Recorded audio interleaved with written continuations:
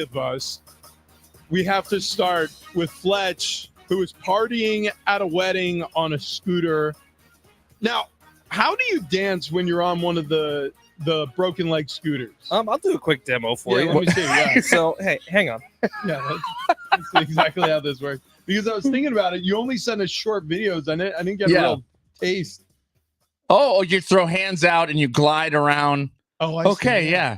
But it kind of looks like you're part of a musical, just like like spinning around in circles. Like, how'd you slow dance? just rock slowly back and forth. There's nothing slow about the way I dance, TD. Come on, you know this. Even the slow dances are super fast. It was a ton of fun, though. We were back up in San Luis Obispo, which is where Kendall and I met, which is where we went to college. And so we got to explore the town for a little bit, and then we went up to Templeton, which is where the wedding was, which is wine country up in Slow. All of it's wine country, but a really cool spot, man. And it was a ton of fun, beautiful wedding, got wasted. It was awesome. We had a camp out this weekend. We were just like out in, what do you call it, Hamul area. And it was a bunch of kids, a bunch of parents, and I've never camped before, for more than just a night in a tent. And I didn't set the tent up. One of the other dads did because I had no idea how, and I was borrowing the tent anyways. Thought with all those trips to the man zone. Yeah, no. You could have pitched the tent. No problems there. 6:02 a.m. Themanzone.com. What? How did I say something lap-worthy there? The whole putting a tent together thing was not necessary this week, and we got upgraded to cabins. Wow! So we were in bunkhouses though, and I found out something a little alarming. At 4:00 in the morning, apparently, I woke in the entire cabin up snoring. So that I had no idea until very recently that I snore at all. And then there was that's all I want to talk to you about. Sleep guard. Yeah. Night guard. Yeah, the anti-snoring mouthpiece. And then there's TD, who probably had the busiest weekend of us all, and it's one that's actually show related. Yeah, I'm staring across the studio right now at maybe one of the most beautiful things I've ever laid eyes on. She is a beaut. Okay, so we were tasked with cleaning up not our office. Okay, so the management came through and they're like, yeah, so it turns out 150 bottles of booze just everywhere. We'd like to have cleaned up. So maybe a cabinet or something you could put them in. So I had mentioned to Sarah, actually, I'm like, I'm trying to find a cabinet. And she's like, what kind of cabinet? I'm like, I don't know. It's one I can hang on the wall. And she goes, that's dumb. You can't have a just cabinet sitting there on the wall. And I went, yeah, of course. That's what I thought too. And then about 11 seconds later, she goes, how about this? And it was a gun cabinet that was on the Facebook Marketplace. So I reached out to the guy, went down, picked up the gun cabinet, left actually all of the gun cabinet parts in there, but then just added some shelves. And now we have a gun cabinet, former gun cabinet, liquor cabinet. And it's got a beautiful etched Buck Norris right on the glass. How did they know? The only thing that's missing is the doucher sunglasses. which I thought we could get a sticker or something. Just put it on. That would be so perfect. So yeah, Buck Norris prominently displayed right in front of the cabinet. Then of course, we were already talking about acid etching our logo in the front of it. That'll happen. We really spend a good amount of time wasting time. But this is, it'll be prominently displayed on social media soon. We're going to do a making of the cabinet post that's coming. So be looking out for that. Big Rich TD Fletch, wherever you follow us on social media, Twitter or X, whatever you want to call it. Instagram, TikTok. TikTok may be going away soon, depending. I guess 270 days, maybe 268 days now since that was sent down last week. And the owner of TikTok said, yeah, I don't care. Shut us down. I'm not going to sell. I'll take you to court, buddy. Bite dance. Yeah. Biting back. Oh, he has his backup app ready to go. Sick Sock. Yeah. Which, by the way, that's what all the porno ladies do. They always say, follow me on my backup account, which we do. We always do. Is there already another TikTok in the works? Do we know? Is it Threads? Because now I get like 65 million notifications from Threads, and I have been on Threads once in my life. So Twitter and Instagram right now, if you go to their different video features, it is TikTok. Like it's the same thing. Like you just swipe up, right? And there's another video that comes and you never know what it's going to be. There's For You pages on both of them now. So Right. I think that like the other apps have already caught up. Yeah, But they're not as popular fun. or fun. I don't know why TikTok is just a little more fun. Because COVID memories. Yeah. You think? Well, it exploded during COVID because people didn't have anything to do. So everybody was looking to be entertained. And we all got done with Tiger King within like a week. Well, Yeah, yeah. Well, the problem was during COVID, or I should say the great thing for a lot of people who became overnight sensations in their living room was production studios were shut down. So all of a sudden, everybody turned to social media to be entertained. And so social media exploded with influencers and people who are willing to share more about their lives or do something entertaining for a minute or two and just do it consistently. So that gave rise to apps like TikTok or, I mean, Instagram Reels. Instagram has never been more popular. So yeah, I mean, as we lurched our way out of the pandemic and studios reopened and all of these different productions resumed, what was odd was the first rattle out of the box, a lot of those productions kind of flopped and they were blaming people's reticence to go to the theaters but I mean, even streaming numbers were lower and they couldn't figure it out. What it was because people realized like, oh, I get it. For years and years and years, I've been shoved down my throat this level of production that these studios think I want. Meanwhile, what I want, everybody fell into their niches. It's like, I've been looking for great raccoon content and now I finally have it, or somebody was like, enough of Saturday Night Live. The thing that really makes me giggle is little kids falling down. And I found an aggregator online. Like, speaking of raccoon content, have you guys seen like when they feed the raccoons and there's like 10 million of them that walk up to the house? Dude, it's the cutest thing ever. I want to live there. The one thing though, you'll never, do that whole harder than when you see a raccoon eat a banana because they have hands like us. Yeah. And they'll like break off pieces and they'll look around nervously and then chomp. And then they'll look around and then look down at the banana, break off the next piece. But they have opposable thumbs. It's really kind of creepy and majestic at the same time. My brother found a cat a long time ago that it was like a stray cat that wandered into his yard. Sure. And this cat had thumbs. He named the cat Thumbs. The cat had actual thumbs? So look at Are you this. sure it was a cat? Yes. Wait a second. I'm not kidding. Wait a second. I'm not kidding. And it could grip things? He like if you had like a box of French fries, it would like grab a French fry. No way. Okay. So no way. This is not like an uncommon thing. It's a polydactyl cat. This happens. We thought it was a freak of nature. Well, maybe it is, but this cat had an actual thumb, like a little thumb sticking out. Yeah, I see it. Yeah. I didn't know that was a thing. No, nor did I. Yeah. Yeah. But nightmares do come true, kids. You guys ready to sing the song with me? What song? A 1, a 2. Let's go, Padres. Let's show them how it's done. Let's go, Padres. Let's get it swept by the Phillies. So they split the series against the Colorado Rockies. And then the San Diego Padres come home after, let's be honest. So the last 6 series prior to the Phillies series, you split one, you win 4 of 5. Like this was a pretty good stretch for the Padres. And then they hit their skids against the Phillies, who absolutely took it to them in game 1 and 2. And then game 3 was the best contest. Campusano hit a meaningless 3-run homer late, but 8-6 loss to finish it out. Are you showing me polydactyl cats? Oh wow, and they actually showed a pterodactyl. Look, see, it's got a little thumb here. It's like a catcher's mitt. I wish I could see him eating a French fry. Now that's all I want to do is see it. I'm trying to find the cat actually eating something. Just holding a celery stick, like yeah, his little hands. Oh my gosh, that is honestly slightly disturbing. It is a little disturbing because all you think about is that cat like strangling you in the night. Which I promise that cat is also thinking about. Cats are devious. The cat could never do that with me. With much bigger hands. You would need a lion. You need a prehistoric cat. So yeah, the Padres lose in sweep fashion. And so now we go into the Reds series. And it all sort of feels like for not, right? I just laid it out for you. They had a bunch of winning series, then they had a losing series, then they had a split series. And so it didn't feel all that bad, but all that work was just to stay or hover around 500. And now with these 3 losses in a row, there are 3 games under 500.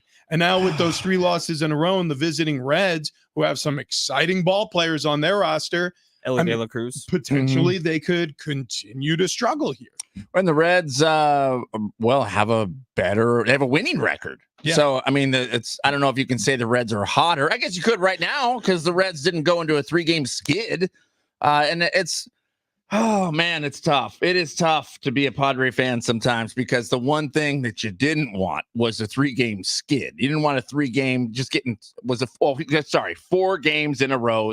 Getting swept by the Phillies is rough, man. And if they're playing from behind the entire season, they're not going to make the postseason. So if we're looking at the Padres right now and you want to see like the biggest issues, well, the biggest issue is the same as the biggest issue from last year. The money isn't performing, right? Because this past series, I mean, Fernando Tatis Jr., Manny Machado, Xander Bogaerts really didn't have an impact on this series. And the Padres lose 3 in a row. It's no coincidence.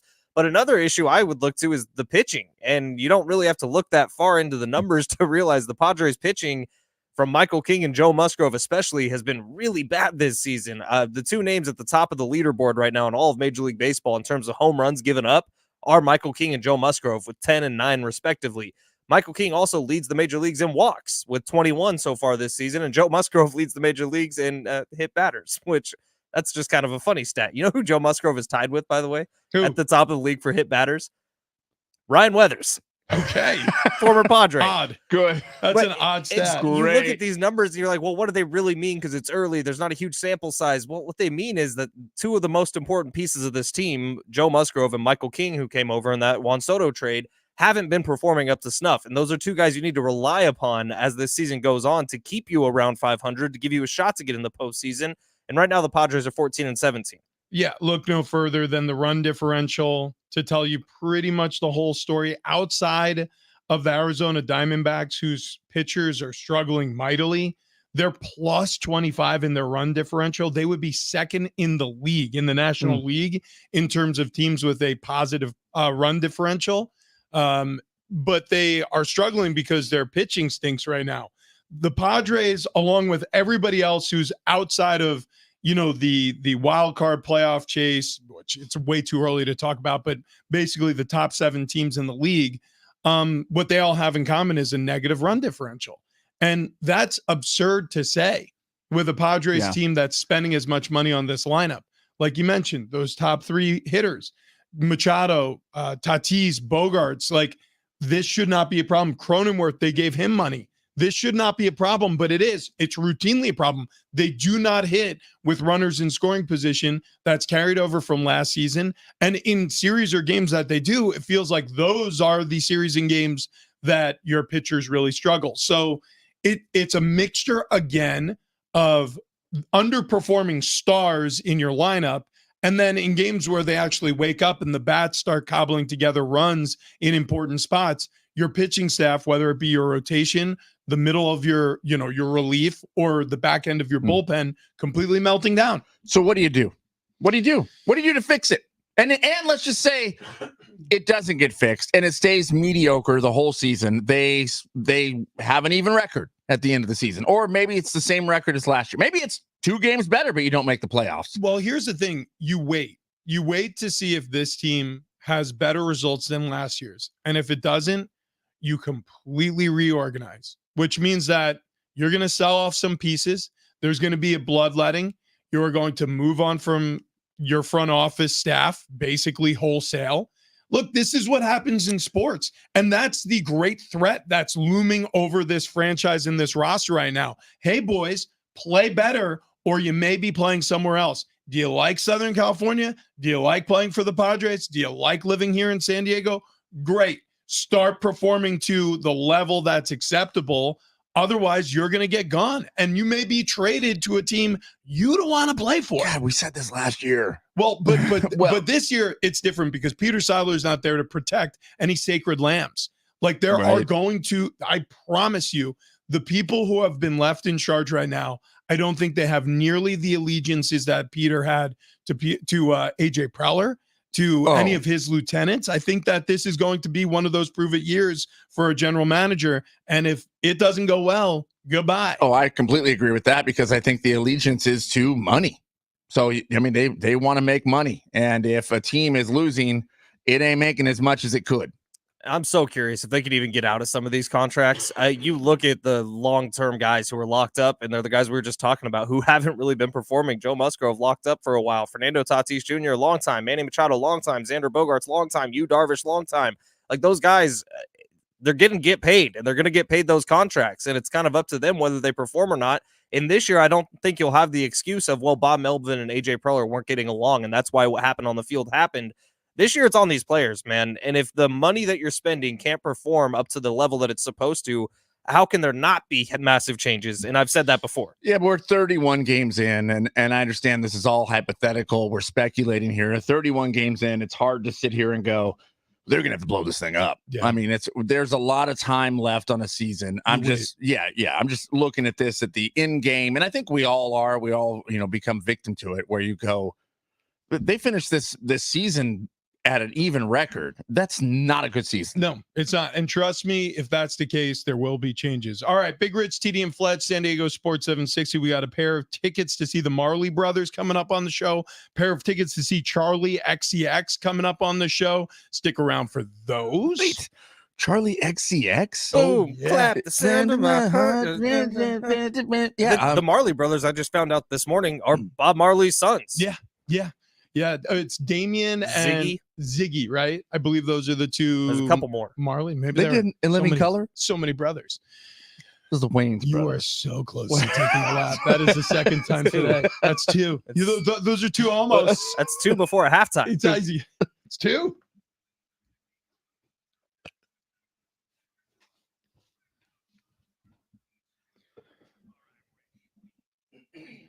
Well, what I got for you is the Padres struggling this weekend. We mentioned it earlier, but if you missed it, 8-6 loss. They dropped 3 games under 500 as they're swept by the Phillies. It's going to be Matt Waldron on the mound.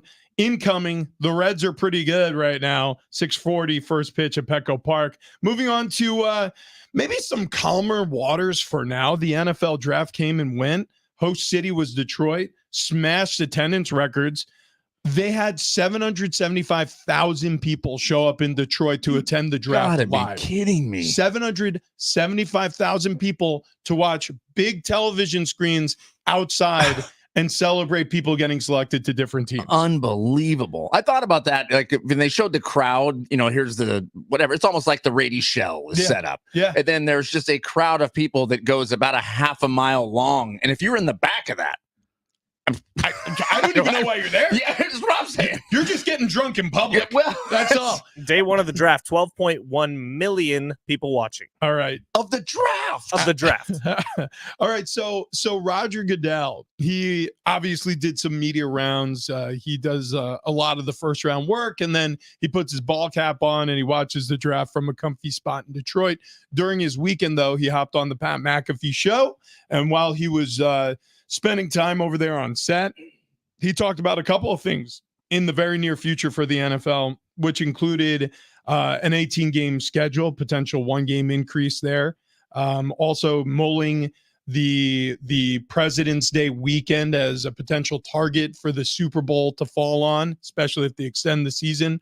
Also a significant increase in international games. We'll get to all those storylines. But coming out of the NFL draft, what would you guys say are the biggest storylines? It feels like most of the biggest storylines came on Thursday with the first round. Yeah. But were there any things that caught your eye over the weekends that you really, really wanted to concentrate on here? I'm not really. I'm trying to think of something that stood out to me. The draft itself was a party. I mean, it was a pretty fun watch, actually. But as far as things that really jumped out to me, I feel like the Chiefs looked like they were perfect as far as what they were picking up. I mean, when they were grabbing items that I thought were great accessories to Patrick Mahomes. I mean, not only do they get a great wide receiver, but then they stack up a couple linemen around it. The thing that stands out for me to the weekend is the Falcons. I mean, and it's from day one. That pick was awful, and I don't know how they correct it from that point. But if I'm looking at the overall draft, the thing that stands out to me is the Atlanta Falcons did really nothing to really help them out. Well, I think that's the top storyline for sure. I think what I watched this weekend, and just sort of like this is an all-encompassing view on what I watched in the draft, was you saw a very heavy offense, which means it's two signs. It's one, you have a lot of teams who are very aware of what people on the outside are saying. It's almost like a tip of the cap to the fan. Like the fan wants to see their phone explode every weekend with fantasy updates. You know what I mean? Like, so you want to see the wide receivers go. You want to see the running backs. You want to see the quarterbacks go. If you think about the first round alone, it was 14 players selected until the first defender was taken off of the board. It was 23 offensive players taken overall. I mean, that's an insane amount of offensive talent leaving in the first round. But then you just start thinking about it. Well, where is the NFL going to go in the future? Well, it's going to be offense. They're changing the rules to benefit the offense. Right. Yeah, no, I mean, as far as the viewership or the average viewer watching, having more offense is better. Yeah. Well, the more your phone dings and buzzes and whistles and nudges you to pay attention to the NFL, the better it is for the NFL. So if I'm an owner, right? If I'm, what doesn't matter, Dallas Cowboys, Arthur Blank with the Atlanta Falcons, it doesn't matter. Whatever owner you are, you're talking to your general manager and you have a high pick, especially, and you're like, hey guys, like, what are we thinking about with this top 5 pick or, this top 10 pick? We really love the pass rusher out of, you name it, Alabama. We're getting killed out there. Yeah. Everybody wants us to take a receiver. Yeah, but listen, we really love this cornerback from Southeast Missouri State. Right. Yeah, I get it. We need corner help. But we're getting lambasted out there. We should probably get a receiver. Yeah, but we could really use an interior defensive lineman. Yeah, we really should look at that receiver. Yeah. So these owners, they're aware of how the public relations is working for their team. That sells at the gate, that sells jersey, merchandising, all those things. So that's what I saw. I saw a tip of the cap to the fan, and frankly, an acknowledgement that these rules are so unfair against the defense that you need to bolster your offense to have success in this league anymore. The Falcons pick actually makes a little bit more sense to me this morning than it did at the time it happened. How? Okay, I'll tell you why. Because of what's happened with Green Bay and Jordan Love. And like Aaron Rodgers, the Green Bay Packers were expecting to move on from after a couple years. When Jordan Love first got signed, he played at an MVP level, so they kept him for a couple more years after that. But Jordan Love now all of a sudden has success last year. And I think a big part of that is because of him sitting and marinating and maturing. Now, this might be a different situation entirely, but if Kirk Cousins plays at an MVP level the next couple years, the Atlanta Falcons are going to keep him for a couple years after that.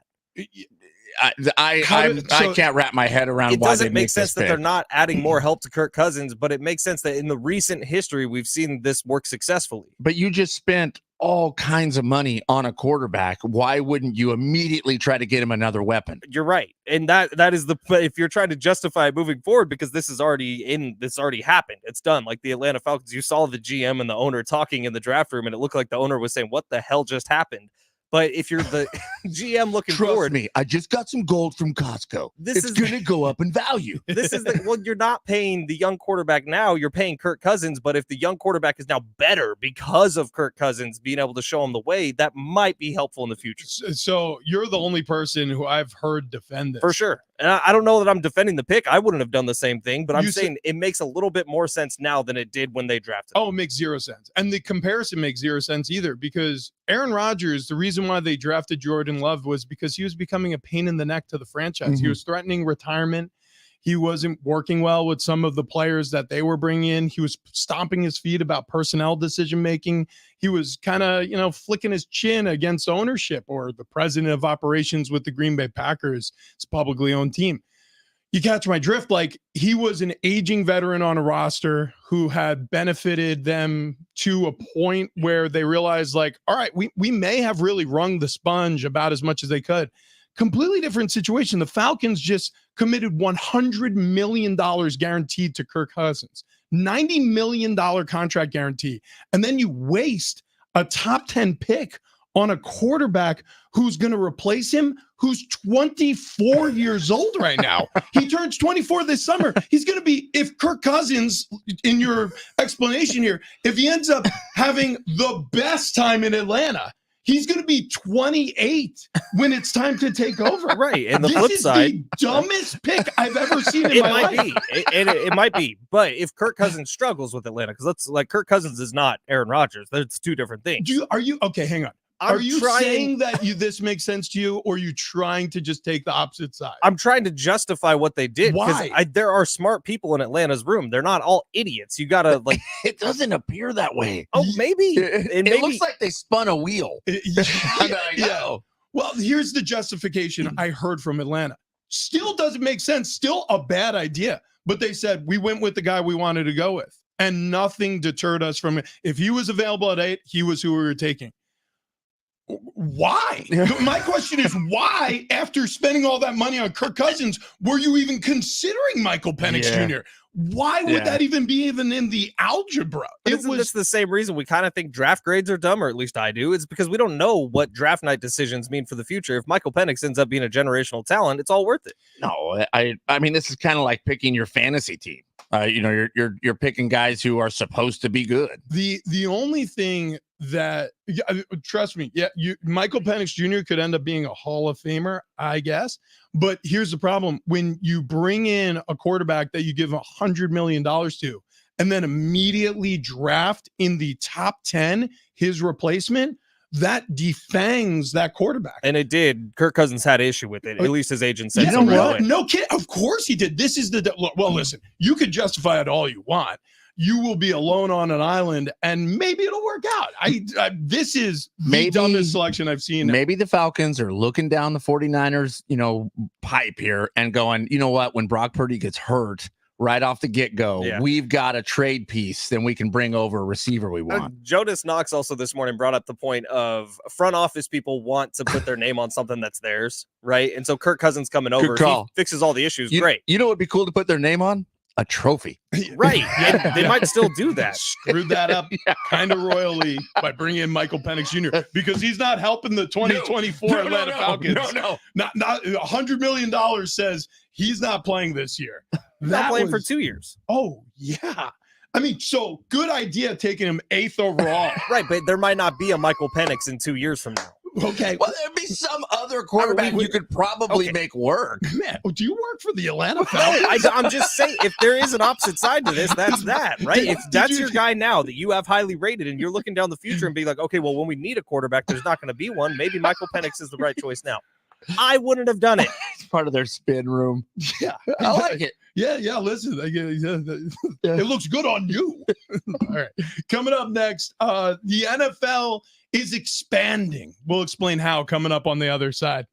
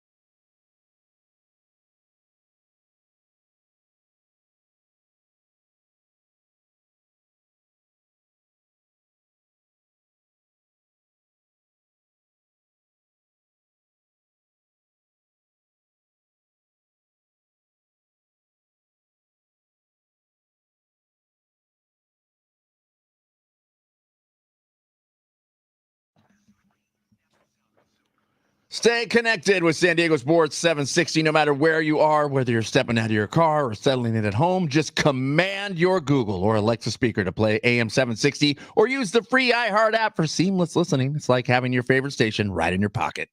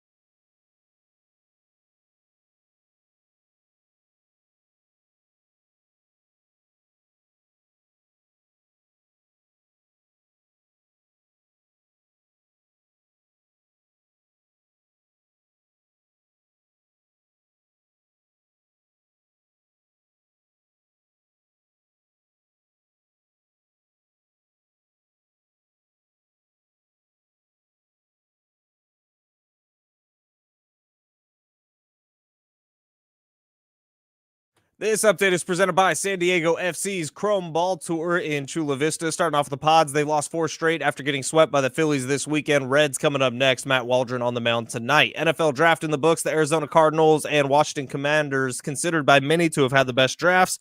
NBA playoffs continue on. Timberwolves, only team to advance to the second round so far. They swept the Suns 4-0. Lakers fight for their playoff lives tonight at 7 o'clock in Denver as they trail the Nuggets 3-1. Listen on San Diego Sports 760.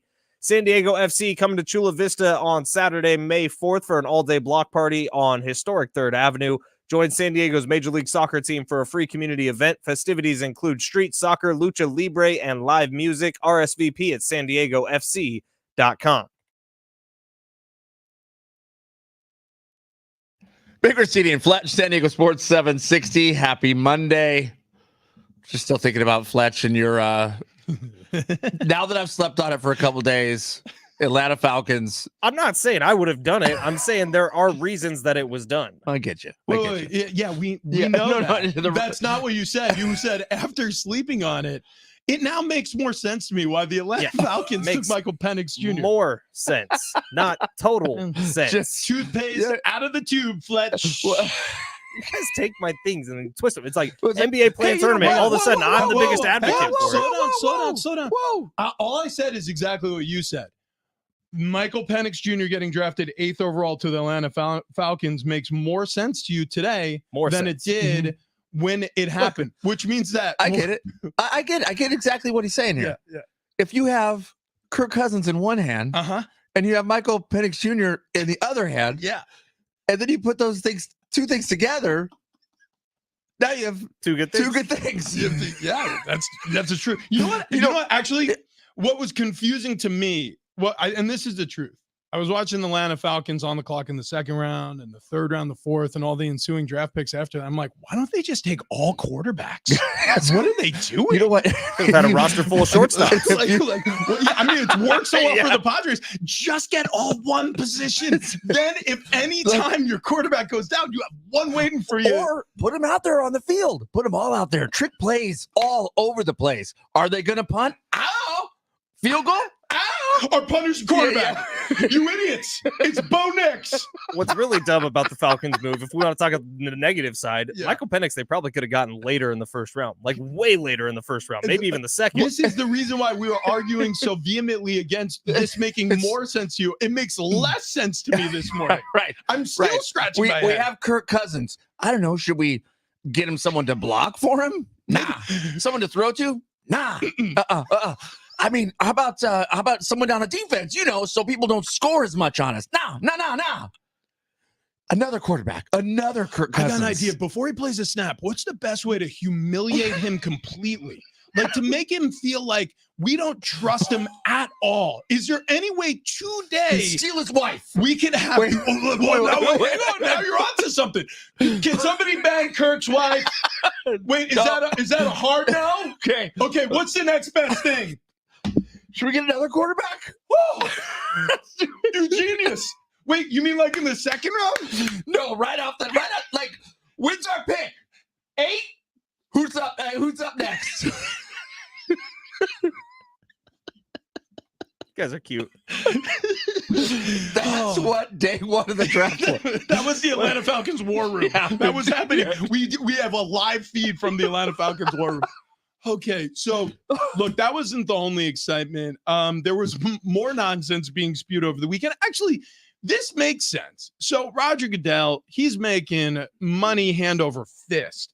He is the richest commissioner in the NFL, and it isn't even close. He's made more money for the league than any other commissioner. He's one of the most important people on the planet. $63.9 million a year. His contract's actually up this year. He is about to renegotiate for a large number. So Roger Goodell sits down with Pat McAfee and he goes, hey, am I thinking about expanding the season to 18 games? Yeah, I'm mulling it. Because look, I don't love the preseason. He sounds like a fan. He sounds just like us. So he's like, we'll just add a regular season game. We'll take away another one of those useless preseason games. Dumb, lame. And I love the way he spun it immediately to get the fans on his side, because he said that way, the Super Bowl could be on a 3-day weekend. Most people have Monday off, Memorial Day weekend. Or it wasn't Memorial. President's Day. Yeah, it worked for me. Same. Yeah, I mean, I'm like, yep, I like everything you're saying here. That's fine with me. Take the preseason down to a couple weeks. It's going to mean the first couple weeks of the regular season are going to look like preseason games with the starters, but that's fine. That's fine. 18-game season, but don't mess with it after that. Don't start adding more there. Yeah, I've already made peace with it. As soon as they expanded to 17 games, this was coming down the pike. And guess what? They're not going to stop there. This league will be 20 games before it's all said and done. There will no longer be preseason games. It'll be all regular season games, and it'll be 20 games. And that is... Are they going to add a second bye week? They will add a second bye week here, and they may even add a third one down the line somewhere if they expand to 20. But for now, expansion will stop at 18, and everybody will talk about how it's perfect. And there will be a huge amount of pushback from the players, and the NFL will continue to make an exorbitant amount of money. And this is where it'll rest for a little while. Okay, so here's, as a former player, I think what the tragedy in this, and it's not really a tragedy, nobody's boo-hooing like loud sobs for millionaires, but these players aren't being compensated for the extra game. All these contracts that are currently in place, it would be like if your boss walked in and said, hey, instead of working your normal hours, we're going to expand your hours by 1 hour every single day, but we're not going to pay you a single dime for it. Guess what, guys? Half days from now on. 12 hours. Yeah, exactly. It's really half days. Half the day. Right. You're welcome. All right. We'll see you later. But as a fan, dude, 20 is sick. 18, I don't know if 20 would be sick because I don't know if it waters it down, but 18 game season. 18 is awesome. A long weekend for the Super Bowl. And if you keep adding this, and so say it goes to 19 next, and then eventually to 20, I'm just thinking about fantasy football, how much better that becomes, which it does, because you're always wanting a couple more weeks. But if you start adding too many games, right? The regular season becomes less valuable, which is what I would always be nervous about. And if you get some separation between some of the top teams, all of a sudden you're going to see that same thing we complain about in the NBA with load management. management of, you know what, let's go ahead and take the week off here. Add another bye week. Yeah. You know what I'm So saying? you'll start And- seeing quarterbacks rested in the second half of certain games. Yeah. Yeah. Which that's no bueno. No bueno at all. You know what is bueno? My dentist, my doctor, Dr. Jordan Colby over at Ocean View Dental. You could check them out at oceanviewdental.net. If you're in the market for a new dentist, look no further. Dr. Jordan Colby and his whole staff at Ocean View Dental are some of the most caring practitioners I've ever met. Their office is like a extension of the family. You walk in, everybody knows your name. It doesn't matter how long it's been between your visits. They know exactly what you're there for. They also have everything in that office that you're going to need, whether you're just going to have a teeth cleaning or a cavity filled, or if you have something more advanced like a root canal or a tooth extraction, or like me, you had 3 implants that needed to be put in, or a complete, and I mean a complete makeover of your smile. He can do everything in that office, and oftentimes he could get all of the work done in a single day. His approach is unlike any I've ever seen before, and I've had a lot of dental work done. I've been cursed with some bad genes in terms of teeth, and he's been a lifesaver and a game changer. Dr. Jordan Colby is one of those guys who he's so good he has a motto. No matter your situation, I can help you create a confident smile in many times just one day. Right. So that's it. That's the byline. That's what got me in the office. And I'm here to tell you, and I'm living walking proof. If you want to ask me questions about the procedure I had done and how long it took and all of the details, I'll sing his praises up and down. You can hit me up on Instagram at Rich Ornberger. You can slide into the DMs. I'll tell you all about it. He is an incredible human being. All the latest advancements in dental technology right there in that office. We already discussed that. But check them out at oceanviewdental.net. That's oceanviewdental.net.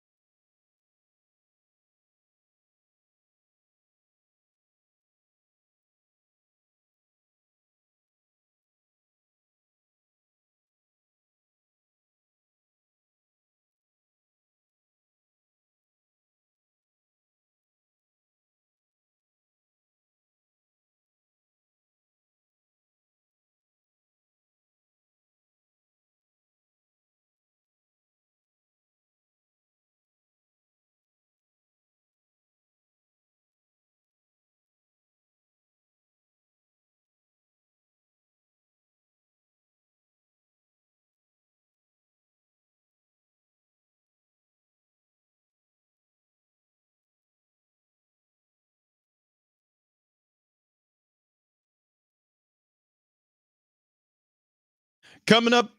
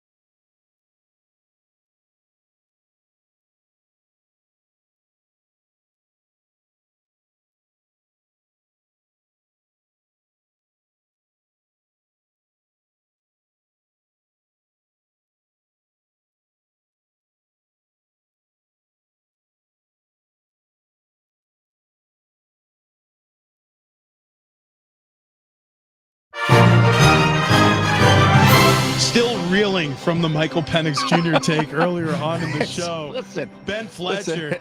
After getting a couple nights sleep, he now understands at least a little bit more why the Atlanta Falcons decided to waste their first pick completely. Did they? Yes, yes, they Probably. did. They absolutely did. I mean, unless a little scenario like you just laid out, Kirk Cousins blows his knee out here in practice. Well, the exact quote was, I hope that Kirk Cousins tears his ACL today. And I was like, why? So you're dumb to be right? Before I said it, I said, Yes. I don't hope this happens, but I hope. I'm a jerk. Yeah. You know what? Maybe you should just take the rest of the day off. I wouldn't mind it. Maybe you're not feeling so well. The hell is the Listen, matter with you? I hope that guy dies today. So my opinion makes sense. Which, by the way, it still wouldn't be defensible. What that's called would be weird, bizarre luck or murder. Also, yeah, I was saying we should investigate Michael Penix Jr. Yeah. So, because all of a sudden he's like, I'm getting this starting job. I am not going to wait half a decade before I see the football field. I'll show them all. I'll show them all. The perfect crime. So Major League Baseball is they've had to walk back a couple of major issues. I think this is probably small potatoes compared to some of the other things they've had to walk back. Yeah. But the uniform changes that occurred this spring and have carried into the regular season. I like that it took 30 games for them to be like, okay, so we've figured out the problem. Right. Wienergate. Yeah. The problem was you could see the entire dongs of Major League Baseball, and we didn't have time to print a calendar because the players revolted. Have you guys noticed it really during the season though? Because I haven't. The pictures that went viral preseason were the ones that I think are carrying this through. Did they change the pants? I think the majority of the players went to their equipment managers and said, give me the old stuff. Yeah. I'm not wearing that nonsense. And so I think, per the bylaws, Major League Baseball, you have to have certain branding, but there are ways to obscure branding and there's, get arounds. Like I remember in the NFL, there were certain brands that didn't do business with the NFL, but the products were good enough that players wanted to wear them anyways. So Right. you would have to put like black tape or white tape over said brand name so that it would be obscured from the cameras. Right. Otherwise you could be fined. So I'm sure that's some of the workarounds that the players are dealing with. Or maybe Major League Baseball completely relented and they were just like, yeah, we screwed up. Just do what you want to do. Get through the season and then we'll figure it out in the offseason. Yeah, because it's going to take us at least a half a year to figure out how to buy new pants. Yeah. It seems absurd to me. This is a top line from the article. Major League Baseball plans to address its uniform fiasco and changes to the standard jersey this spring after widespread complaints from the players and fans, according to new update memo. Like, this is new. They sent out a memo. The prominent modifications include a return to the larger lettering on the back of the jerseys, remedying the mismatched gray tops and bottoms. Okay, none of those were all that big. Oh, here you go. A propensity to collect sweat. And I don't know, the fact that you could see dongs. That part seems like the one thing they'd really want to focus on. Yeah. It wasn't good. And now, well, I guess that depends. Well, some people probably were very into the pants. Yeah, exactly. But which may have been what they were hoping for here. I'll tell you what, I could go for some see-through pants because all of a sudden, after losing 30 pounds, gained an inch. What? Thank you. Thank you. Incredible. It's incredible. Look, a certain part of the male anatomy becomes way more visible. It's science. Yep. We've read many editorials. Tons of editorials. In fact, I was just looking at an editorial that talked about every 30 pounds. One more inch. So pretty soon Not talking about height. I'm only going to weigh 30 pounds. Then I'm going to be... I'm just going to look like a tripod. It's going to be all that. I'm going to look like a camera stand. 30 pounds of... I don't know. You put it together. Yeah. Finish that sentence. It's like Mad Libs. Wow. Listen, with scfatloss.com, we as a show have lost close to 120 pounds. That's not a joke. We have, as a show, like 3+ inches. Thank you. Wow. Thank you. Wow. Yeah. It's mostly Fletch. It is mostly Fletch. Yeah. Honestly. By the way, yeah, right. By the way, that scooter, no kickstand. Yeah, nope. None needed. And actually, he puts both his knees on the pad. So I don't know how he scoots around. I can tell you. Other than scfatloss.com. scfatloss.com. So if you want to get in with the crew and you want to lose weight too, all you got to do is go to scfatloss.com. I thought you were going to try to rhyme that somehow. You had like 3 in a row. Yeah. I'm not that smart. What? Look, you get $200 off if you mention the show Big Rich TD Fletch, scfatloss.com. I lost 35+ pounds. TD's down over 30 pounds. Fletch over 40 pounds. It works. Trust us. scfatloss.com.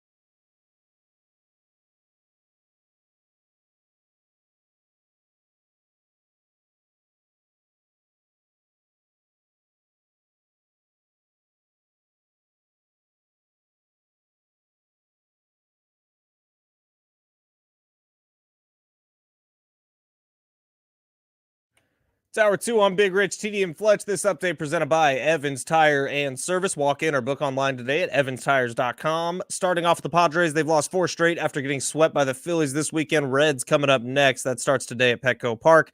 NBA playoffs continue on. Timberwolves, the only team to advance to the second round so far as they swept the Suns 4-0. Lakers fighting for their lives tonight at 7 o'clock in Denver. They trail the Nuggets 3-1. Listen on San Diego Sports 760. And a familiar face heading back to Dallas. It's official. Zeke Elliott will be a Cowboy once again.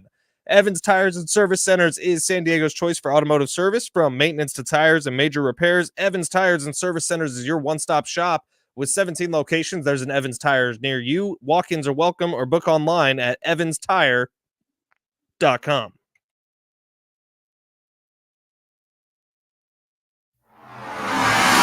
It's Big Rich, TD, and Fletch on San Diego Sports 760. Could the faithful help avoid a sweep at Petco? The Lakers managed to stay alive.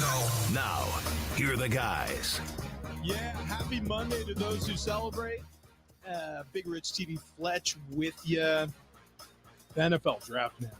It's unbelievable. So big screen TVs outside draw crowds over 700,000 during a weekend.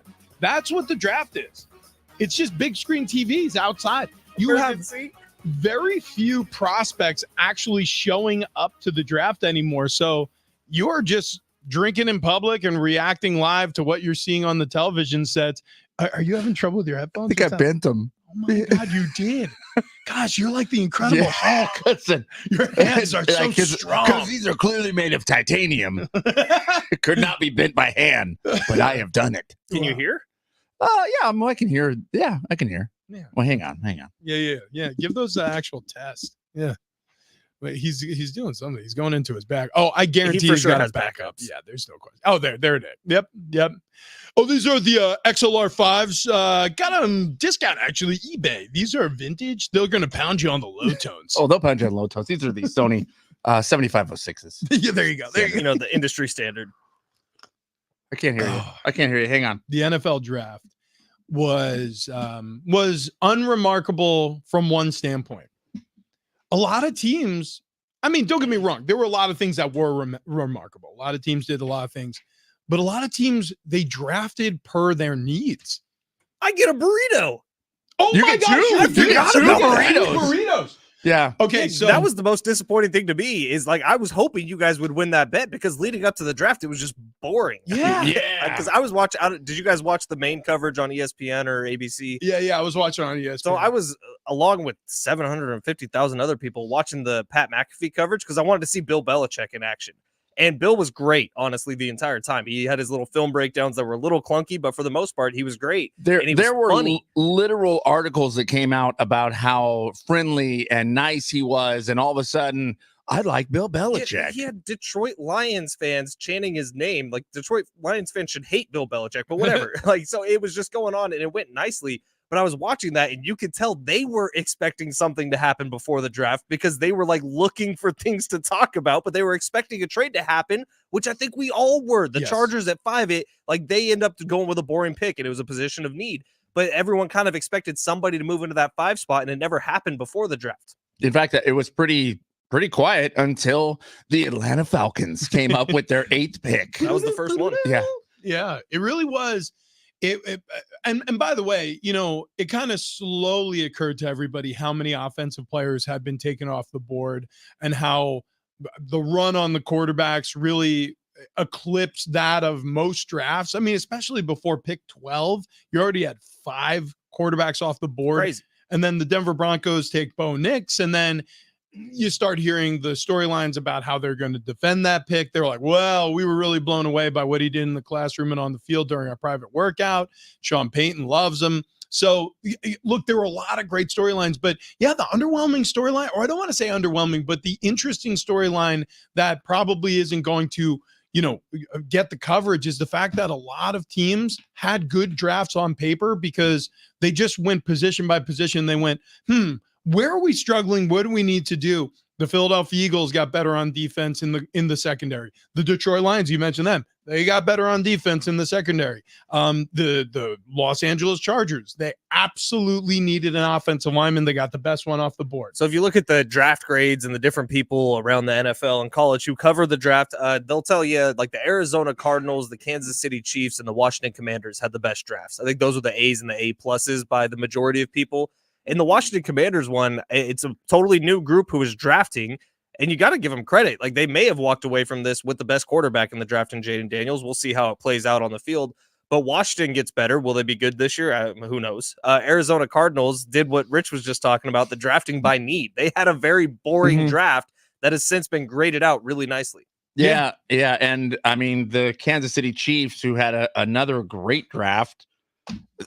Fastest wide receiver, right? Yeah, I don't know how you don't look at the Chiefs and go, well, they're clearly the favorite to win this thing again. Yeah. Did you guys see the memes of the Arizona Cardinals with Marvin Harrison Jr. being like the really tall wide receiver standing next to Kyler Murray? Yes. Really short quarterback. Kyler Murray is like barely in the frame at the bottom. You just see the top of his afro and his eyebrows, and then you see Marvin Sid Jr. like just standing in the foreground of the picture with his arm crossed. He's only like 6'3", but it seems like he's a lot bigger. And it's not just because of those memes, like him being like the coverage we saw of him. He seems like a big guy. This is why I love the NFL draft. This is why the NFL is really the perfect sport right now, and why I do push back on adding too many more regular season games. 18 feels like the absolute max. 17 felt like too many, and then it made sense to me. So 18 probably will work, but any more than that, you start watering down the product. The reason why the NFL is so good, it's so urgent. Draft day is urgent. There's immediate urgency because you can see it. Some of these teams are going to have a real shot now to make a playoff run. And some of these teams come out of nowhere. They go from, I'll give you a perfect example, the Kansas City Chiefs. They switch up their head coach, they switch up their quarterback, and they go from a 3-win team to an 11-win team. Just rewind the clock to when Andy Reid was hired by the Chiefs. This is back in 2013 now. It's been that long. All the way back then, right? Andy Reid gets the job, and then he brings in Alex Smith, trade from the 49ers, and they go out and fix a 3-win season. They win 11 games the very next year. They're in the postseason. So it can happen like that. And all these players you're seeing here on draft night, guess what? They're all playing. Yeah. It's not like baseball where they're going to be in the minors somewhere for a long time. It's not like, the NBA where maybe one or two of the lottery picks are really going to shine and the rest of them are kind of going to be like bench or role players. Like, no. All of these guys are going to be hugely important, and you're going to want them on your fantasy team. There's a congratulations to hand out. Jack Browning signed by the Buffalo Bills after the draft. Good on you. One of the better punters we've seen in college football the last couple of years ends up in the NFL with the Buffalo Bills. Rich, I saw you had a post about this, but the Chargers draft, we kind of talked, it's boring. It would be the right word. Boring, yeah. But Harbaugh seems stoked about it. Chargers fans seem to like it. What do you think about their first round selection and moving forward? Well, it's a split with Chargers fans. Some are like, yep, it's just what the doctor ordered. And a lot of them are like, are you kidding me? We could have had Malik Neighbors and we went with Joe Alt. Look, every single time you see a top 10 offensive lineman go in the draft, it feels like a reach. Nobody's happy. I said this last week. I'll say it again this week. But the reality of the situation is Justin Herbert needs a run game. Justin Herbert needs protection. And if he gets those two things, he is going to soar in this NFL. Yeah. Right now you have a big decision. Where is he playing? You have Slater, who's an awesome left tackle. Are you going to move Alt over to right tackle? Or are you going to bump Slater over there?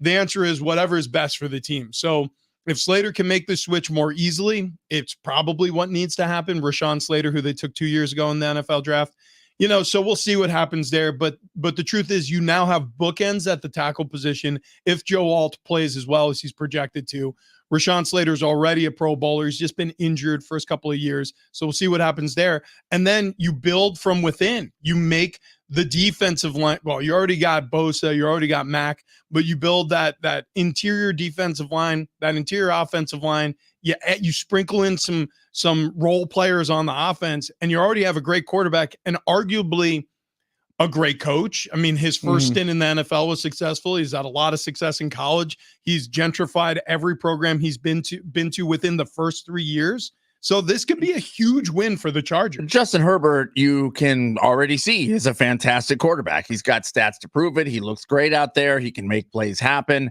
But the problem is he just hasn't had all the right pieces around him. So I'm adding pieces to that seems like that's a no-brainer to me. But yeah, it does seem a little boring. They did get a wide receiver a little later on. What, Rice? Second pick, number 63 overall, Ladd McConkey. McConkley? Oh no, it was the 34th pick overall, Ladd McConkey. He was he think Wes Welker. Okay, that's little white guy. Yeah, exactly right. If the Chargers do need wide receivers later on, if you read any of the blogs and you trust the blogs, there's still people to be had. Like the Niners did not move Debo or Brandon Ayuk on draft day, but it looks like they're still open to be trading them. Yeah. Again, if you believe the blogs. McConkey is one of those 6 feet tall, 180-pound guys who, super fast. Like he's like a sub 4.4 guy.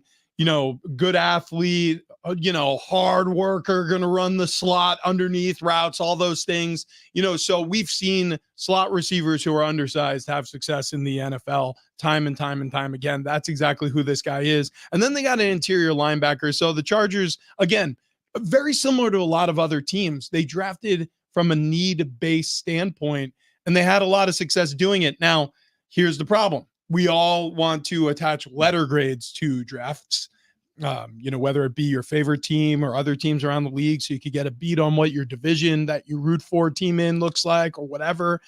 Do letter grades matter? The answer is absolutely not. LaDonna Harvey just walked by our window with a coffee cup, clearly headed to the kitchen to get coffee. And we just got in trouble for double bagging the coffee. In fact, we had someone walk out of the kitchen saying, "I cannot drink that." Yeah. If we go back into the kitchen and our carafe is turned upside down, do we fight LaDonna? Yeah, I don't. The answer is no. So LaDonna Harvey, Kogo News, 600 Kogo News news anchor. One first round pick in our knife fight draft. Yeah. Let's put it. Yeah, if you want any information on LaDonna, how she can handle herself, if there is a knife fight draft, she's the number 1 overall pick. She's a very sweet woman, but terrifying. Yes, exactly. Oh, she'll kill somebody. Yeah. The Chargers also, they got Gus Edwards and J.K. Dobbins. So it looks like Greg Roman's just bringing over his entire running back room from Baltimore to the point you're making, Rich, they are going to be built around running, not just because of personnel, but because of the coaches. Yeah. Harbaugh wants to run the ball. Offensive coordinator Roman wants to run the ball, and that's kind of going to be what it's going to be. So if the Chargers can add another wide receiver, great, but Justin Herbert is going to be a different looking quarterback the next couple of years, I think. Ask anybody on their fantasy roster who had Isaiah Pacheco what they think of running the football with a talented team. So the Kansas City Chiefs, they win the Super Bowl. Pacheco was a great running back. Incredible. I mean, so it and they rode him because at the beginning of the season, the receivers were dropping balls. Think of some of the best teams in the AFC alone, the Buffalo Bills, the Baltimore Ravens. Think of some of the best teams in the NFC, the 49ers, great running game, the Detroit Lions, great running game. Like, you need to have a successful running game in order to have a successful offense. Now, running backs, the price and the value on them have been a little diluted, but I think it's because it's more of a plug and play position than it's ever been in this league. Right. But it doesn't devalue the importance of the run game. Well, and also the importance of that offensive line. You have a good offensive line, all of a sudden you have a pretty good running game. And we talked to Bill Barnwell last week about it, and we got a halftime coming up here in just a second, and then we'll get you to your morning monologues. But Bill Barnwell said he was like key on more of these interior offensive linemen going higher and higher in the draft because more teams are getting wise to the fact that you don't just need good tackles, you need good guards, you need a solid center. And then once you fortify that fist, that 5-finger death punch that makes up the offensive line, then you're going to have a lot of success in this league. We got the brothers Marley coming to town. They're going to be playing a show. Marley Brothers. Okay, fine. They're coming. We got tickets to give away there. The brothers Osborne was a couple weeks ago. No. Yeah. These are the brothers Marley. From their father Bob come the brothers Marley. It's like the brothers Grimm. I'm in. We got Charlie XCX tickets, XCXS. Boom, clap. Look, the point is she's coming to town. She also, I didn't know, but she did that song. I love it. Oh, she does? I threw you to the door. Wow. She's got some bangers. So many.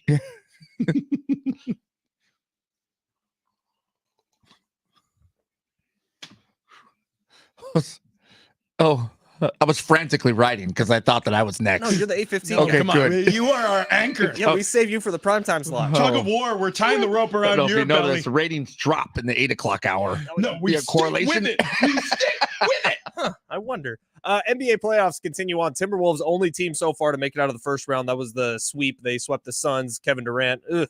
But Lakers fighting for their playoff lives tonight, 7 o'clock in Denver. They trail the Nuggets 3-1. You can listen right here on San Diego Sports 760. Padres have now lost 4 straight games after getting swept by the Phillies this weekend. They are leading Major League Baseball in some not great stats so far. Reds coming up next for the Padres. Ellie De La Cruz coming to town. Matt Waldron going to be on the mound tonight at Petco Park. NFL draft in the books. We were just talking about it. But if you trust the graders, the people who go back and look at every single selections, I was reading Pete Prisco's article this morning. It was pretty good. But Arizona Cardinals, Washington Commanders, considered by most to have had the best drafts. All Yeah. right? Whatever that means for anyone. No, I love that you bring it up because I think draft grades very similar to recruiting rankings out of high school, going to colleges. It's a 50-50 proposition. So I'll give you an example. 5-star recruits out of high school. It is literally a 50% hit rate of guys who end up going to the NFL. Oh, I just read this thing on ESPN this weekend. It was talking about hit rates in NFL drafts. And it's like quarterbacks actually have one of the lowest hit rates. Yep. You know who the most common hit rate in the NFL draft is? Can I guess? Yeah. Wide receiver. No. Really? No, It's a way running more back? boring. Center Oh, is the it's every most single common play. person to get the next contract when they're supposed to get the next contract. Okay. So you know what? That makes sense because that feels now this And is it's like a 65%, but it's Yeah. the highest among all positions. I'm so glad you brought that up because I would never have thought offensive line and I certainly wouldn't have expected center, but The way they were doing it was who gets the next contract from their team that Yep. drafts them. Yep. So that's Hmm. considered a success, right? You play the 4 years on your rookie deal and then they you wanna get re-sign signed. you. Yeah. And it's No, like that- 65%, which seemed crazy low to me that would be the highest success rate. Well, look, quarterbacks, and I've brought this up many times, and I want to do it again. But I took a 10-year span, took all the first round quarterbacks, and I just said, all right, is it a franchise guy? And again, it's subjective. It was from my purview, but I'm like, is it a franchise guy you could build around or not? And some of these are really easy. It's like, well, clearly no, clearly yes. But some of them were in the in-betweens. But I was being generous toward the side of leaning toward okay, that's considered a franchise guy. The hit rate that I came up with during a 10-year stretch was 43%. Now, that's not overall, and I'm sure it varies every decade, especially now as we're seeing more and more higher ceiling players come out at that It's position. pretty close to that. But it was so shockingly low to me because in your brain, you think first round quarterback, everybody's excited, but the majority of these guys do not work out. Well, Kyle Trask went early a couple years ago to the Bucks. He's still somewhere buried on their depth chart underneath Baker Mayfield. Who was the kid, the super athletic one out of Ole Miss? Matt something? Oh, yeah. This was just a couple years ago, but he's now in the XFL or whatever the new XFL is. Yeah. These guys don't always have success, and they're sometimes drafted within the top 5, and you never hear from them again. Is that partly because expectations are so high, though, when you draft some of these first-round quarterbacks? For sure. I mean, you need them to work out. Mitch And- Trubisky went 2nd overall in the same draft that Patrick Mahomes was in. Yeah. Wow. Yeah. Yeah. I mean, it goes to show you a lot. Oh, Matt Corral. Matt Corral, super athletic coming out of college. Everyone said in that draft he had the highest ceilings of the quarterbacks who were there, and it just proved not to be true at all. Yeah. Yeah. Well, he's tough to contain in a corral. All right, that's it. Go. Yeah, you've been dancing with it all day. So there he goes. All right, you want to do some monologues?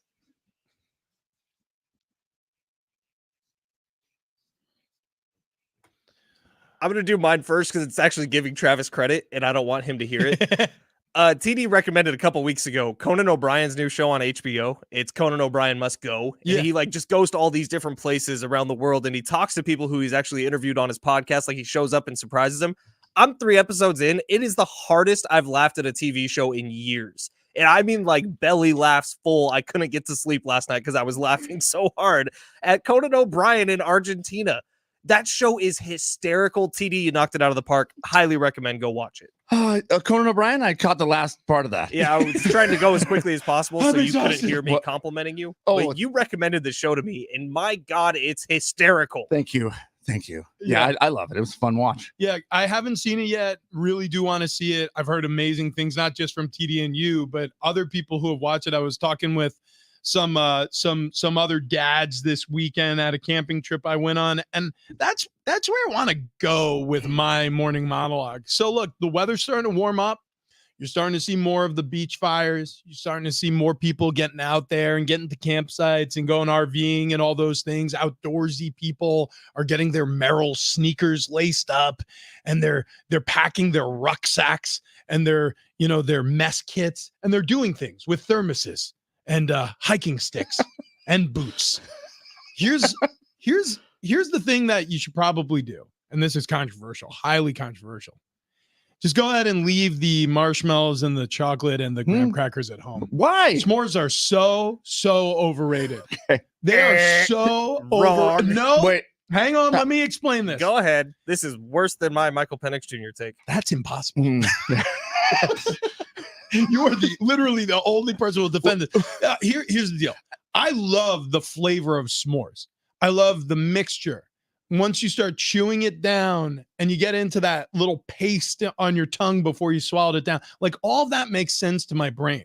What doesn't is the texture when you bite into a rocket hot marshmallow with the brittle graham crackers and the room temperature chocolate.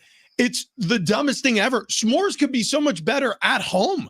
I'm going to start baking s'mores, or I don't know. I'm going to find a new way to do like this. that's like a pie. A s'mores pie. Actually, I would prefer that. Dude, we've been suckered. We've been bamboozled. We've been flim-flammed. We've been led astray. So listen, I agree with you on this. Oh my God! I did not expect to have anybody agree. I am not in on the s'more for the same reasons. Also, I'm not a huge fan of just the graham cracker. It just doesn't really do it for me. You're saying drop the graham, just have all the chocolate marshmallow fun you want. Well, I guess, but like, what am I supposed to do with that? I just gently lay a piece of chocolate on a marshmallow as I roast it?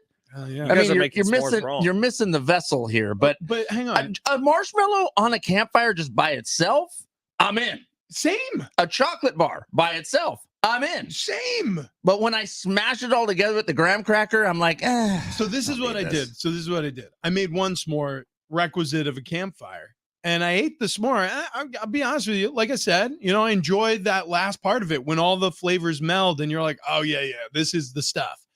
But after having the s'more, my next marshmallow, I just went over there, had a quick chat with another dad, toasted up that marshmallow, and then I ate that burnt marshmallow right off the stick. I had a way better time with it. Right. Way better. What might be your issue? This was a Boy Scout trip? Yeah. So no booze allowed? No booze. Drunk s'mores are good.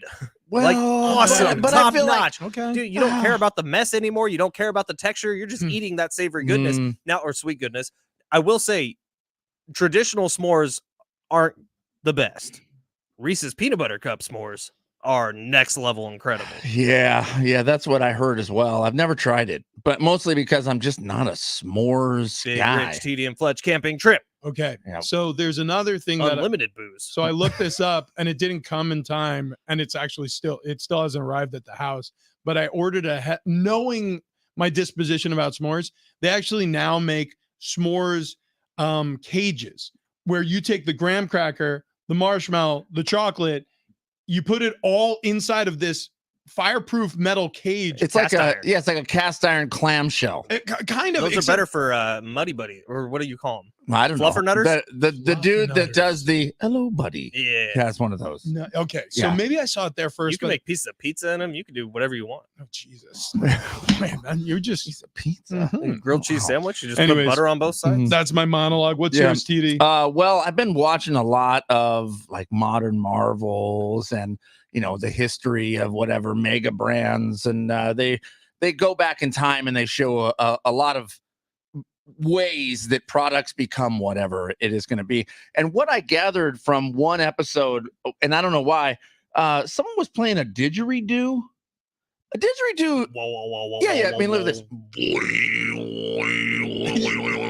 It's just a stick. Oh, How is that an instrument? Yeah. It's just that's it. I mean, that's my whole monologue. Why is it? Also, like when they named it, was somebody had somebody with him, and he goes, "Hey, Bill, what's up with the stick? Oh, that's Hey, Mike, that's my didgeridoo. That's my didgeridoo. wait. It's just a stick. I thought that's what you called your wiener. No, that's my didgeridoo. That's my didgeridoo over there. Exactly. Yeah. That's what I'm saying. That's it. That's purely it. I'm like, I went from Australia to Paul McCartney. Oh, no, that's my didgeridoo. Oh, the didgeridoo's over there, little doodle-doo. And then that's how we made Hey Jude.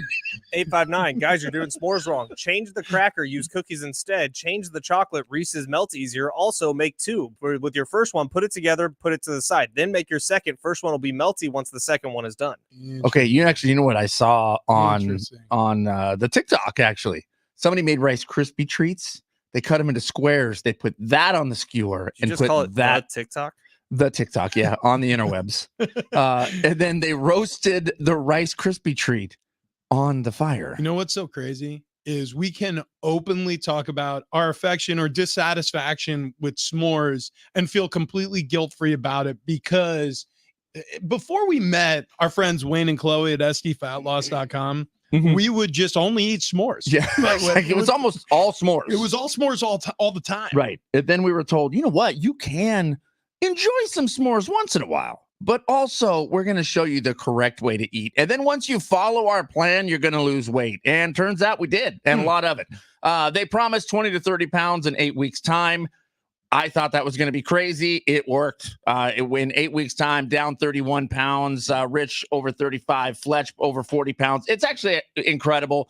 Not only is it incredible because you lose a bunch of weight, but it's incredible because of how you feel when you're all done. And then you keep that weight off, because we've tried fat diets. We've counted calories. We've counted points. We've, have had the shakes and all those items. As LaDonna Harvey is saying, the coffee is not her favorite. But I'll tell you what, the coffee is fine for sdfatloss.com. sdfatloss.com right now. If you schedule your free consultation today and then mention Big Rich, TD, and Fletch, you will save yourself $200. So don't wait. We got summertime coming up. You're going to want to jump in that bathing suit. You want to look good. You want to feel good.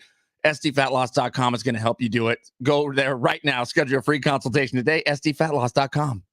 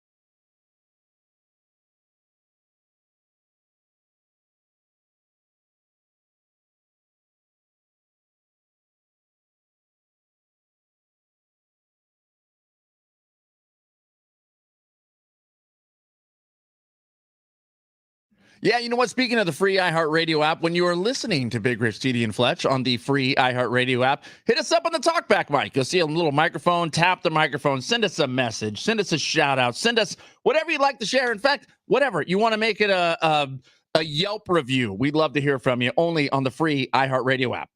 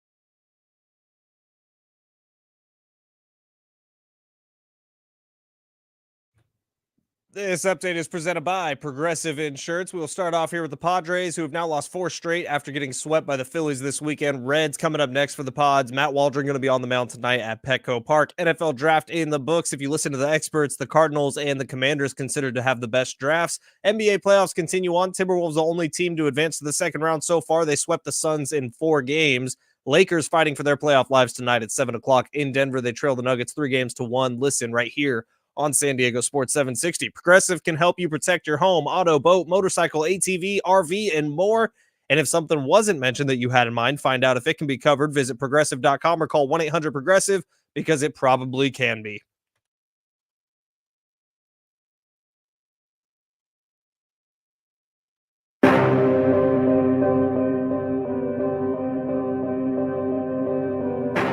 Big Rich, TD, and Fletch, San Diego Sports 760. Still have a couple giveaways here. Pair of tickets to see the Marley Brothers at the North Island Credit Union Amphitheater, September 11th. Tickets and info at Ticketmaster.com, or just keep listening for your chance to win those. Also, a pair of tickets to see Charlie XCX at Viejas Arena. That's October 18th. Tickets and info there, Ticketmaster.com, or just keep it locked in here. Fletch, you said you got a tweet or a text? Boom, clap the sound of my heart. The beat goes on and on and on and on. Yeah, I'll wait for Richie to put his headphones on. Okay. And, this could be a little bit of a production here.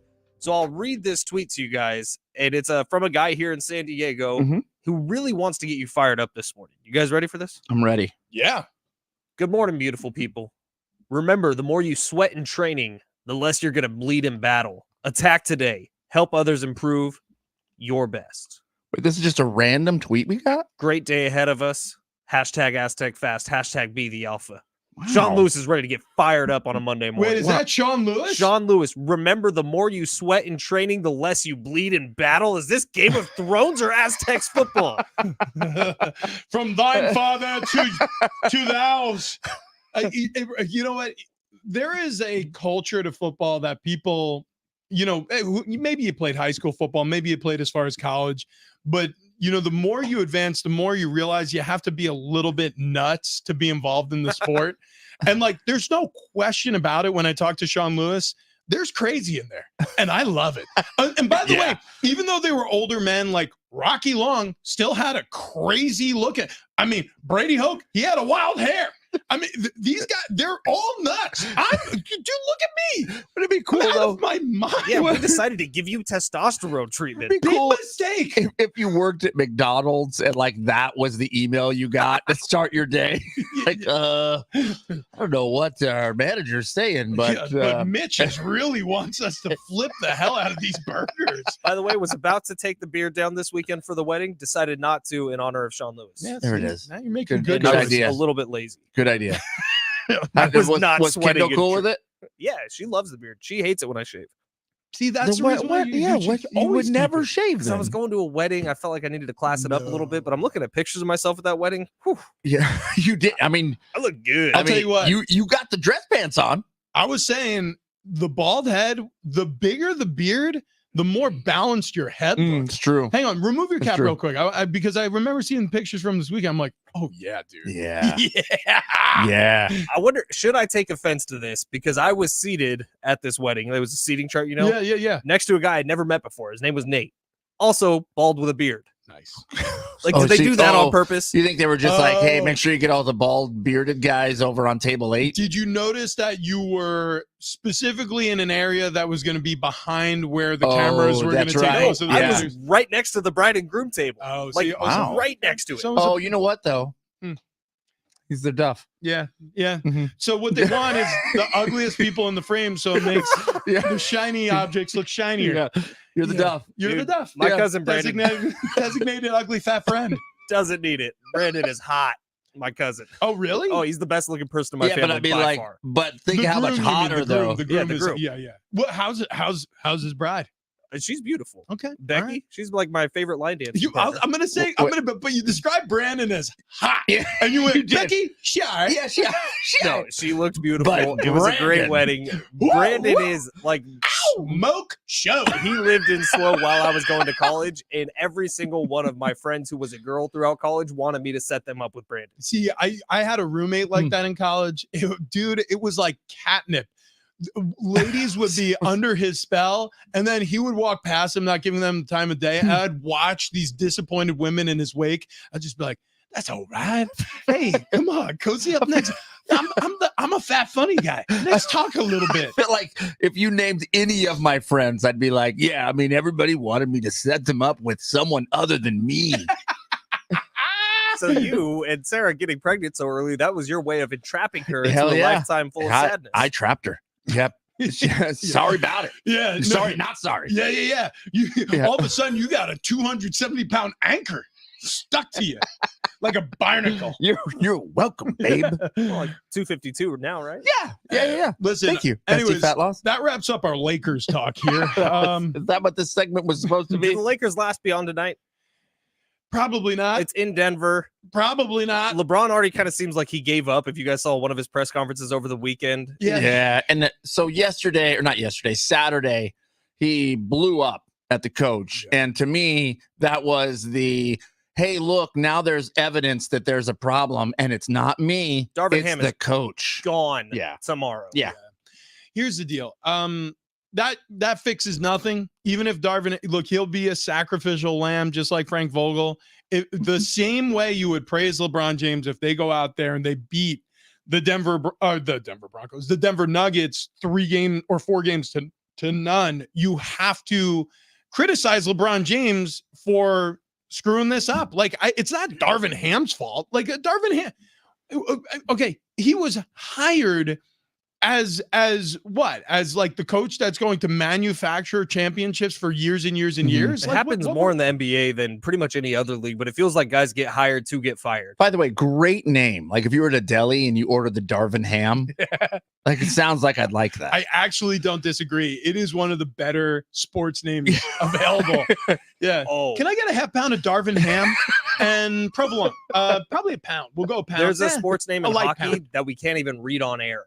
Oh, really? Wow. I'll send it to you guys. Well, actually, no, we're allowed to read it if it's a it's name. an editorial. I don't know if somebody made the jersey as a goof Hang on. and like misspelled on. this guy's name on purpose. Can you send it to us? Yes. Send Okay. a screenshot. Yeah. And in the meantime, I'm going to talk to you guys about a really, really important fundraiser here going on in San Diego. And it's for the Ronald McDonald House. And if you're unfamiliar with the Ronald McDonald House, I'll fill you in really quick. So just 300 steps from the Children's Hospital right here in San Diego is a place where if you have a child who's having an emergency, or if you have a child that needs specified care and you can't afford to stay somewhere close to the hospital, if you're from out of town or out of state, or you're just from a long way away in San Diego, but you want to be right there at a moment's notice, you could walk across the street to check on your kid.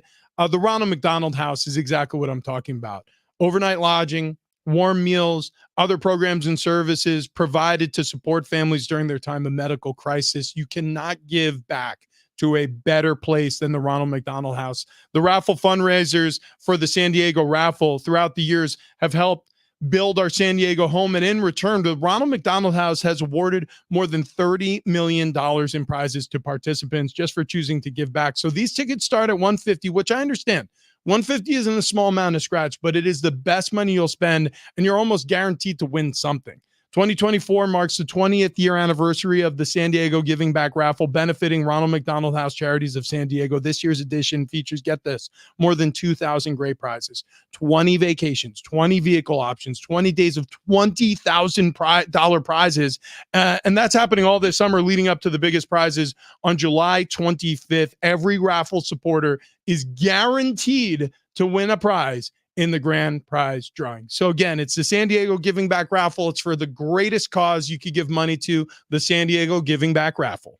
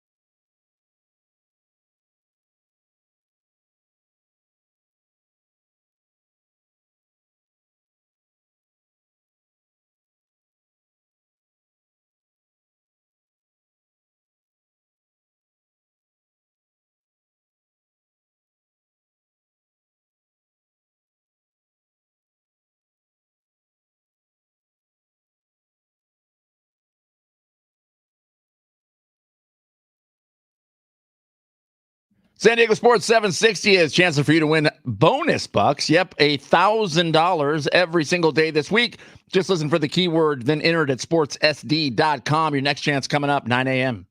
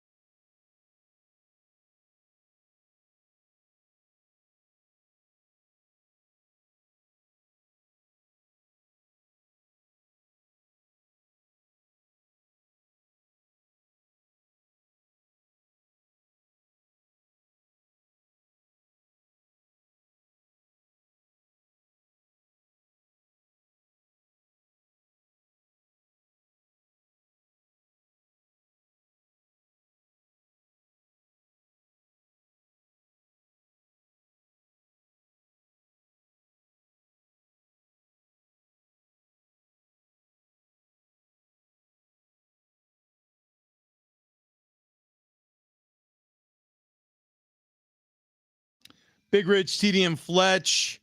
It's a Monday morning. If you're just waking up with us, thanks for doing it. If you're listening to us on the iHeartRadio app, also thanks. It's the best way to listen to the show for multiple reasons. You could take us wherever you go. Also, I don't know if anybody cares, but you could help us out even more. For whatever reason, I don't know, the numbers, the ratings, the people who talk to us about that stuff said that the numbers work better for us when you listen to us on the app. So if you haven't downloaded the free iHeartRadio app, go ahead and do it. Subscribe, comment, do all those things. That helps the algorithm. We got to feed the algo. We got to do it. You have How many swipes to a butt? Yeah, you want to do that? Oh, we're doing it right now? Yeah, hang on. Open up your... We're doing Instagram or TikTok since TikTok's dying. TikTok is dying. I guess we should do TikTok just in case it goes away. Follow us on TikTok. Please follow us on Instagram. Yeah. All right. So TikTok, if you open the app there as well, once you're done downloading the free iHeartRadio app, you can play along. We play a game called How Many Swipes to a Butt. Do animated butts count? Yeah, I think that does. Ooh, okay, then I was at like 2. This is like a front butt. Does that count? That's what I'm saying. Wait, you're on Instagram. That's what you said to do. Oh, we said the TikTok. Oh, I didn't hear that part. Hang on. I found a front butt. I'm already at 6, 7, 8, 9. My TikTok shows me piano players and stuff now. What? Yeah. I don't know. What is your TikTok? I've been watching a lot of old jazz. I mean, look, I got Anthony Edwards doing the X Gonna Give It To You. Honestly, the reason TikTok is dying is because there's no butts. Dude, way less butts. Dude, that's it. I haven't seen a butt yet. I'm in the 20s. Same. Yeah, I'm pushing 30. Do you remember when we first started this? It was within 5. Oh, one of us would get it within 2 no matter what. Yeah. No more butts on TikTok. Big mistake, TikTok. Okay. You know what, TikTok? Take a lap. Wow. You know what? I'm cleaning done off swiping. a Corvette here. I'm done swiping. I've swiped too many times. I'm over 50. It's ridiculous. What does this country come to? All right. You know what? I'm going to get on Instagram Reels. Check this out. I promise TikTok. you go to your Explore page on Instagram. There's some weird stuff. I'm going to go to Reels. I'm just going to click on that Reels. The Reels. The Reels. Yeah, you click on there. And then one swipe. Oh, it's a good boy. 3. Yeah, I got a lot of dogs. I got a dog. I got OJ Simpson. I got Rich Hornberger. Tornado. Yeah, there you go. I mean, Yeah. is it a wood chipper or is it a butt? Yeah, that's a butt. Are butts going out of style? Because that'd be real sad. It's No, pretty good. butts will never go out of style. What? Didn't butts make it almost to the end of the best bracket ever? Dude, yeah, butts are. Butts. Dude, butts aren't going out of style. Dude, the algorithm tells me what's in style. Look no further than how Disney draws women. They all have like big Elastigirl? Giant butts. Yeah, yeah. It used to be all the Disney princesses and all of like the moms in the movies. The Disney movies would have like just a huge rack. Right. Now they all got butts. Did you see what's the Lilo and Stitch? Oh yeah, the whatever, the mom or what sister? Oh yeah, the mom. Hang on. Yeah, she's a single mom. Nani? Nani? I don't it's know. Nani. Yeah, I think yeah. No, but it is the older sister who like took she adopted Lilo. Yeah. Not that that's important. No. Not that I know that for a fact because I've seen that movie 100 times. How often do you watch that movie? Totally. I haven't seen it in years. I do know there's a conspiracy theory about that movie because in the theater release, the Nani character was sitting on a washer machine at one point while it was going crazy, and now you cannot find that scene. Wait, what? Oh, They've really? deleted the scene? Hang on. I'm going on the interwebs. Okay. What's your name? Nani? I think it's Nani. Nani. Actually, I just looked it up. That is a correct spelling. You're a Washing Disney nerd. machine. I love how somebody wrote washing machine instructions. Yeah. Sit on washing machine. Okay. Oh. Here was the other questionable drawing of Nani on the surfboard.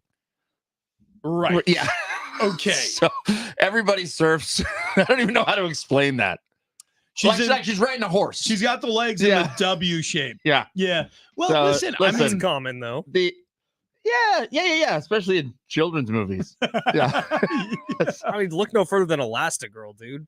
Oh yeah, that's clearly somebody likes the booty. The point is, I think that they steered away. They had to find a way to represent a mature woman in a animated film without drawing giant boobs. And so what they started doing is drawing big childbirthing hips, which brainwashed a generation of kids to think like, no, that's what we're after. So then incoming BBLs are now happening at a historically high rate. You've seen The Little Mermaid.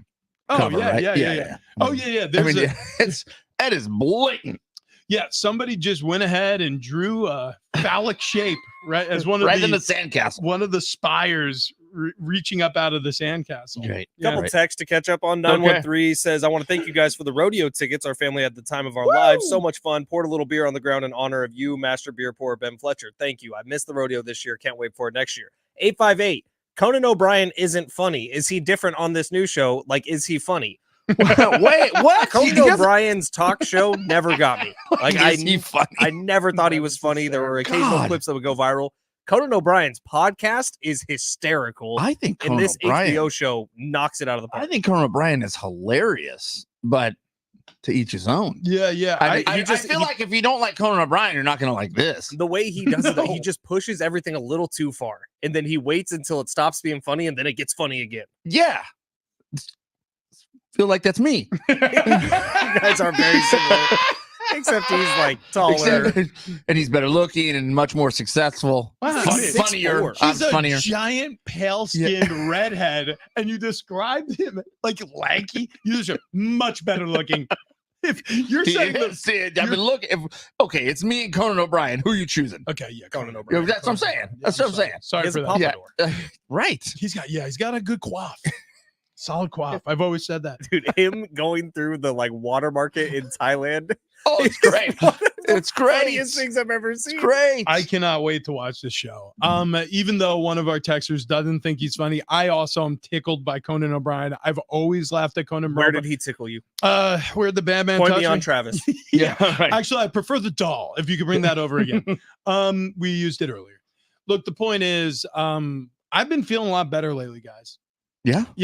Walking around the campsite.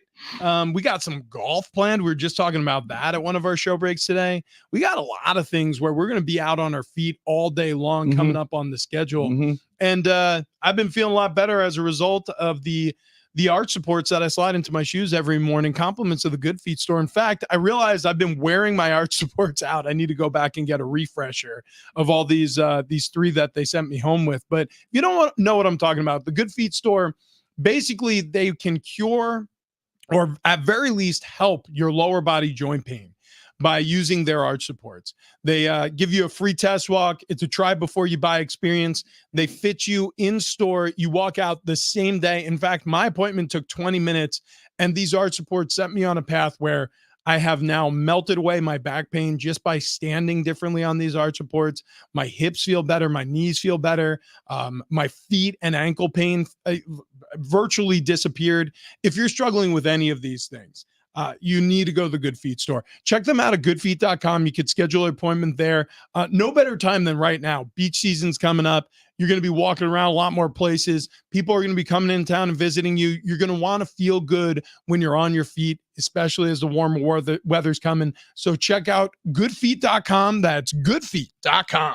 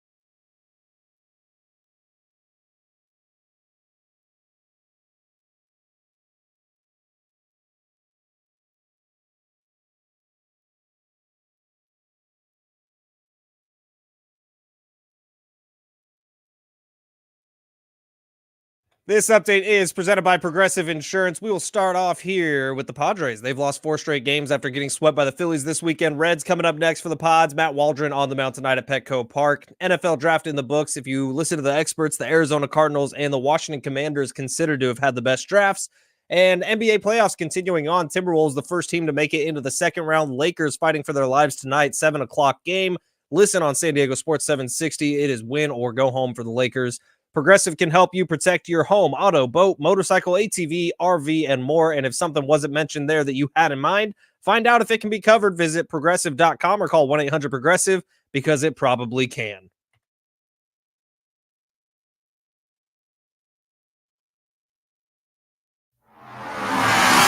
It's Big Rich, TD, and Fletch on San Diego Sports 760. Could the faithful help avoid a sweep at Petco? The Lakers managed to stay alive. Now, here are the guys. Big Rich, TD, and Fletch, good morning and happy Monday to those who celebrate. It is a Monday that I don't think we were expecting, rolling off of some of the recent successes with the Padres. Now, it hasn't been perfect. It hasn't been pretty for a lot of the season, but they have been hovering around 500, and they haven't dipped quite this far below. But they are now 3 games under 500 after getting swept through the weekend against the Phillies, and they're on a 4-game losing streak. So all of a sudden, Fletch, Thursday, he was saying, look, I'm not very optimistic about this season. In fact, I'm the opposite direction. Like, I'm pessimistic. Like, this team is going to be a disappointment this year. Now, TD, he's been riding the fence all season long. He's saying, hey, this is a 500 baseball team. We're going to finish 81-81 if they keep going at this rate. And I've been trying to dangle the carrot of positivity in front of my treadmill here with the Padres, thinking like, yeah, just a couple more steps. I'm going to get that Hostess cupcake. It's just right there, hanging right in front of me. But they keep pulling the football way like Lucy and Charlie Brown, and I keep swinging that leg. Well, if they win this series with the Reds, okay, I'm not saying sweep. I'm just saying take 2 out of 3, and then now I guess you'd be 2 games out of 500 at that point, right? Is that the math? Yeah. So, I mean, if you slowly climb back, but I just look at this Padres team who hasn't strung a lot of wins together in a row over the past season and a half. So it just doesn't seem to be in their DNA at the moment.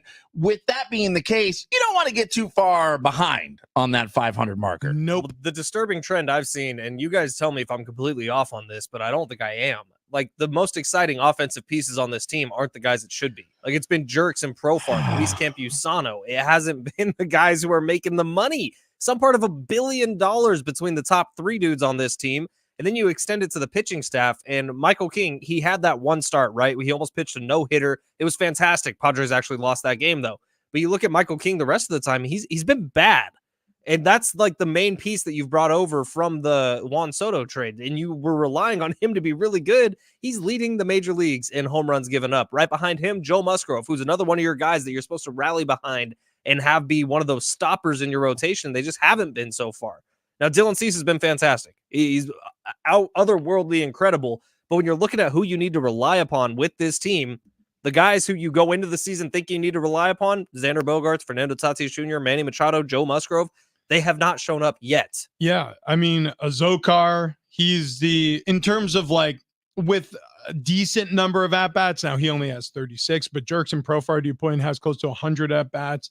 He's hitting over 300. Jackson Merrill, he's got just a shade under 100 at-bats. He's hitting 295. Luis Campusano up on this list. Rosario is up on this list. You get all the way down to, and I'm talking about guys with a decent number of at-bats. You get all the way down to 7 before you get to anybody who's getting paid in this lineup. Cronenworth, he's clocking in at 264. Machado, 252. Fernando Tatis Jr., 244. You go down the list further, you get to Bogaerts, who's hitting just a shade over 200. I mean, the Mendoza line, the majority of your hitters on this roster who are getting paid, all of them, in fact, are hitting under the Mendoza line. I mean, it's just unacceptable. And then you look at OPS. I mean, don't look at OPS. It's not any better. Here's the problem with the Padres. they're spending all their money, or I shouldn't say all their money. They're spending a significant amount of money on players who so far this season have not contributed positively. Machado, Fernando Tatis Jr., Bogarts, Darvish, Musgrove, Cronenworth, they should be called out because they're the highest paid players on this roster, and they have not helped this team win substantial number of games to start this season. I'm on MLB.com here looking at the box scores. And when you look at the lineup, I'm looking at the stats from yesterday's game. They have Manny listed as Manuel. When did that change? Is he Emma Stone? Yeah, I think that's his name. No, I know, but it's never been written like that. It's always Manny. Is it Manny on ESPN? Yeah, it's Manny here. When did they start that? Manuel. I don't know. Yeah. Maybe it's legal ID. Wait. Yeah. That's why this is Big Richard, Travis Dale, and Fletcher. Not Benjamin. I'm just not used to seeing that. I'm baffled. Well, what we're not used to seeing is Manny Machado not hitting well over this long a period of time. He always goes through his slumps, right? He never really starts seasons off that well, and then he'll go on a 2-month tear, which probably, because we're talking like this right now, will start today, where he looks like one of the best hitters in baseball. He's like, eat it, Fletch, you're stupid. And that's kind of what Manny Machado has done his whole career, and that's kind of what you love about him. But the fact of the matter is the Padres just gave up 9 homers to the Phillies in 3 games at Petco Park, where the marine layer is supposed to be an issue, and that's why the Padres have never been able to hit with power. Start hitting with power, man. Whole team. That marine layer garbage is Phillies hit 9 home runs. That's what I'm saying. I hate it. That's why I hate it. The visiting team, they can hit home runs, but I mean, the marine layer definitely affects the home team. Yeah, check it out. Barry Bonds played in a marine layer his entire career. Well, now don't get me wrong. Pointing out Barry Bonds, yes, but at the same token, it's Barry Bonds. He's the greatest hitter of all time, arguably. Well, actually, he is. The Padres should be better at their home ballpark than any visiting teams. They're both affected by the marine layer. In fact, they should know where to place the ball in the zone better than visiting teams. Know to locate it down. And look, the point is, this is not an argument that's sustainable because it's if you try to steelman it, you sound like an idiot. It falls apart like a house of cards.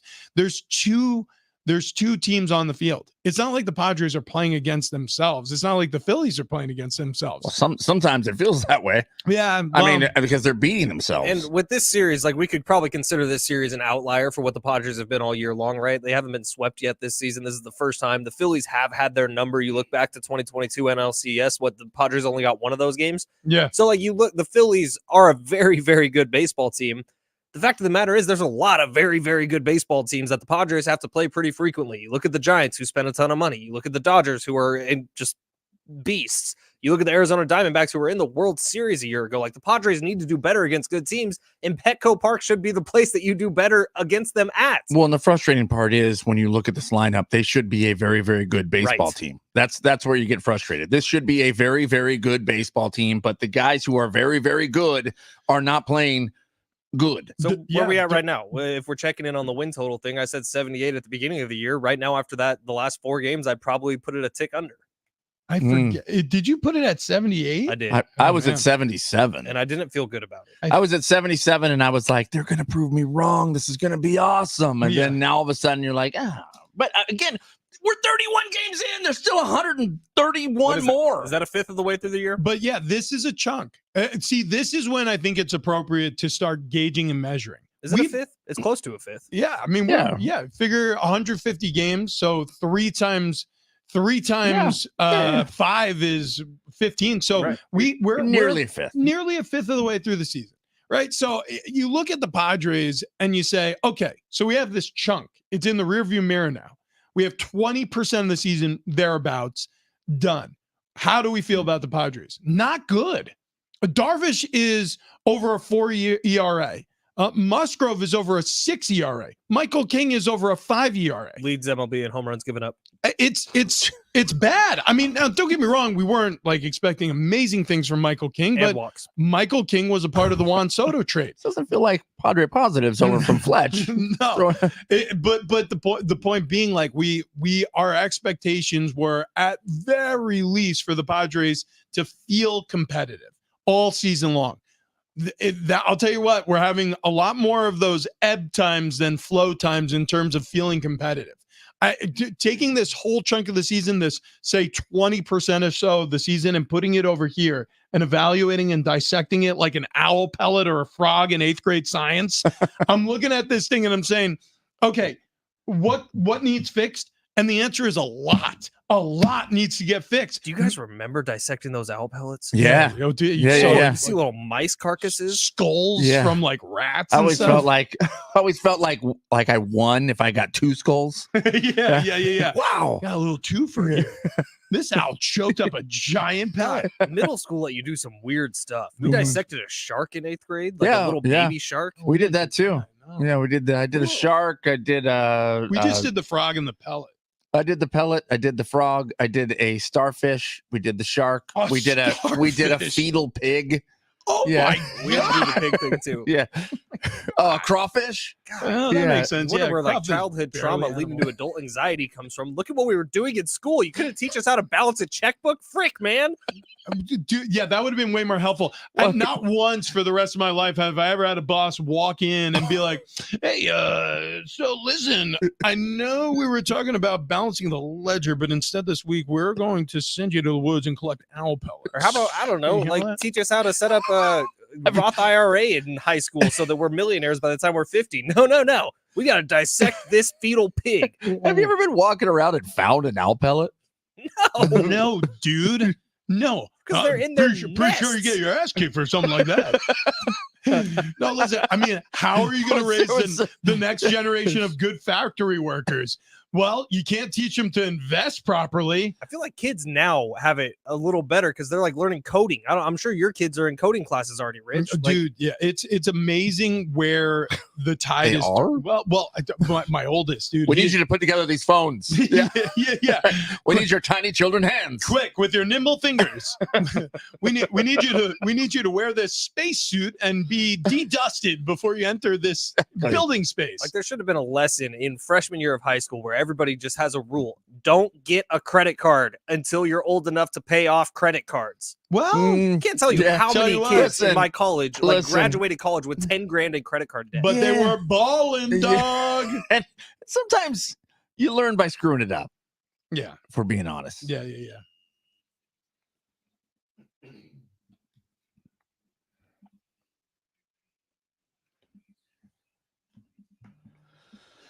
Well, we were just talking about it. The Padres, they lost yesterday 8-6. They ended up getting swept by the Phillies, but they get a do-over with the Reds starting tonight out at Petco Park, 6:40 first pitch. In NASCAR, Michael Jordan gets a win. Yeah, I saw this. The Michael Jordan. That's because he has a NASCAR team, 23XI, or is it 23-9? I don't know. Oh, yeah, 23, it's 23-9, yeah. 23-9 Racing. His driver, Denny Hamlin, took the win in Dover for his 3rd win of the season. I kind of nerded out. I watched a lot of NASCAR and a lot of drag racing yesterday. Like one does. Dude, they were going 4 wide on drag racing. It was sick. 23-11. Oh, 23-11. 23-11. XI is 11. Because I guess Denny Hamlin drives the 11 car. No, he drives the 23 car. So I don't know where the 11 comes from. It's like Bulls colors. Oh, yeah, it is. That's 23-11. Wow, I was going dyslexic on that. In the NBA, the Lakers got a win on Saturday, which means they play again today, 7 p.m. tip. You can hear that game live right here on San Diego Sports 760. And the Timberwolves, some scores around the league, by the way. The Timberwolves arened and Deadpool the Suns, 122-116. There's a movie coming up. Okay. Wolverine. Indiana Kornikova, the Bucks, 126-113. Dallas Airbender, the Clippers, 116-111. Anime. Wait, did Dallas lose? I think Clippers won that. I think the Clippers did. Clippers came all the way back to win. They got that backwards. So the Clippers had 40. Airbender Dallas. Yeah, he had a lot. Yeah, I had Kyrie on the less on the prize picks. Oh, you screwed up, bro. Yeah, big time. And the Knicks, what's in the box? rocks the 76ers, 97-92. A couple of good texts. Spacey.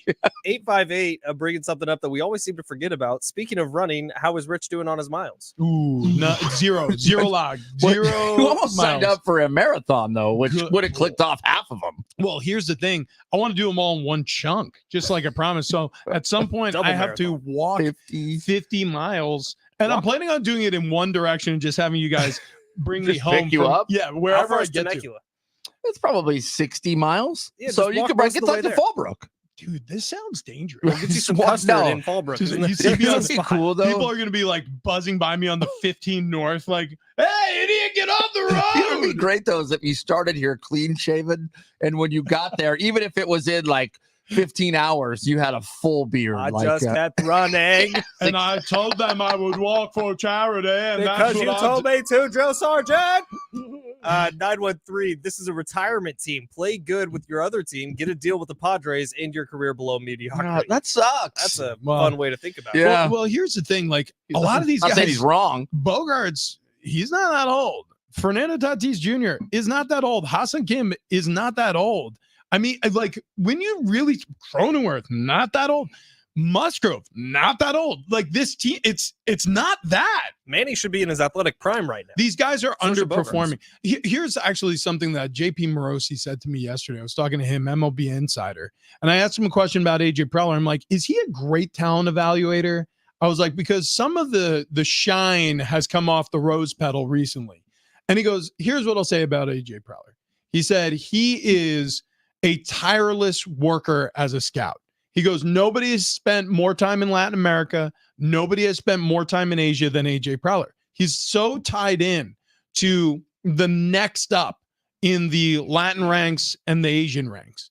The problem is he's trade happy. And these aren't my words. These are from JP Morosi. He said he's trade happy. He's like, I think there are certain teams where you see them overperforming their projections. He goes, it's because there's a core in place. There is a special something that can't be recreated unless you have a culture, a strong culture in place. He goes, and so those teams typically overperform. You know, look at the Diamondbacks, look at, some of the more recent successful teams. The Dodgers are a great example because they've kept their core intact for a long time, and then they've added around the core. Well, the Padres haven't done that. They're constantly switching managers. They're constantly switching coaches, bench coaches. They're constantly in flux, and and AJ Preller trades a lot of pieces often. Look at CJ Abrams. He's on his way to an all-star season with the Nationals, and it looks like he's going to be a potential MVP candidate. CJ Abrams was in this system. CJ Abrams could have been a core piece of the Padres' future, and instead he was traded away for Juan Soto. They Yeah. had too many shortstops. But you look at the MVP So they odds added right now, more. and I just went and looked it up, and I was looking for CJ Abrams' name because he's had such an incredible start to the year. His name isn't on the top 20 odds, but you know who is Josh freaking Naylor, who was also on the Padres, who's Another with the name. Guardians now, who's hitting a ton of home runs. Juan Soto first in MVP odds right now, by the way. So the point he was making though is like, look, AJ Preller is a really, really good scout, but I think the jury's out on him being a successful general manager. And if, say, this is his last season, say the Padres end up finishing 500, they miss the postseason. Well, guess what? He'll finish his time in San Diego as a general manager who had 2 winning seasons. I also apologize. CJ Abrams actually 13th on the list for National League MVP candidates Sweet. right now. Yeah. Oh no. That's what I'm saying. He's on his way to being an MVP candidate. He's certainly going to finish an All-Star if he stays on this track. All of this talk goes away if Padres go on some kind of heater. They rack up a few wins, and all of a sudden Glass half full. Yeah, but it's true. They win a few here, and then all of a sudden we're like, okay, they're putting it together, which we will. Do we? Maybe. We won't say, hey, the Padres are good again if they win a couple in a row. If Right. they win No, we run in a would. row, I'll be like, they're fixed. Will they win a couple in a row? They win is the one in a question. row. You don't need a row. It's fine. No, look, the fact of the matter is this fan base, and I'm very much on this page. I feel like a weather vane. when the Padres have a winning series or a couple of winning series, I feel so much better about this team than I do after getting swept, certainly by the Phillies. But the problem is when the problems are bigger than just any one series or any one game, because what JP said is right. You've got a general manager who has basically been granted access to use the toys around the toy chest any ways he wants. You know, nobody's protecting, and there are no sacred cows. Nobody's protecting the next coming up through the farm system. AJ Preller, whatever you need to do to make this team at the major league level as good as possible, you do it. So he's gotten trade happy. He's moved pieces around the chessboard. And guess what? When you build a super team, a la the Brooklyn Nets with Harden, Durant, and Kyrie Irving, yeah, on paper, it looks great because you have 3 superstars. But then in 2 years later, with 0 playoff runs and disappointing regular seasons, they all want out. You know, so Harden's gone, and so is Durant. He's in Phoenix, and Kyrie's in Dallas. Like, it doesn't work sometimes. Even though you collect superstars, it doesn't mean they're a team. It oftentimes means you just have a collection of superstars.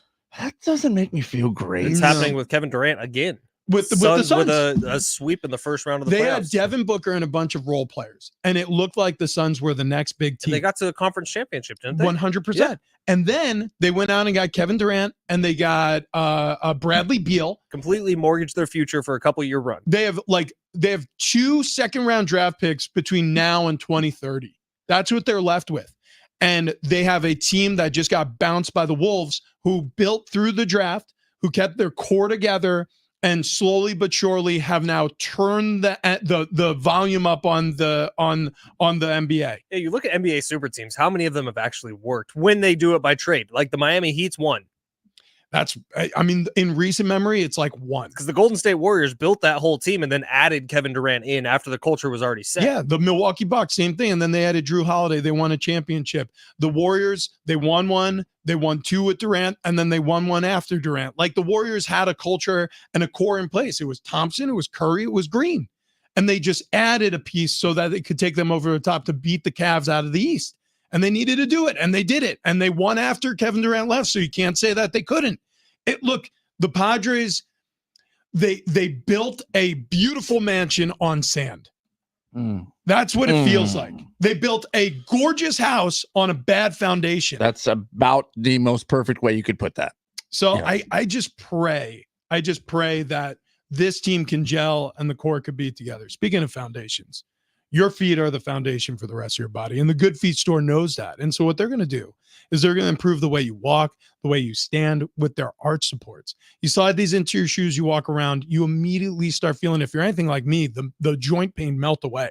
I was struggling with lower back pain, knee pain, hip pain coming out of my NFL career. Since wearing these arch supports, the majority of that pain has dissipated. And you hear this over and over and over again from people who have been loyal to the Good Feet store. I've been doing this for 2 years. Take it from me.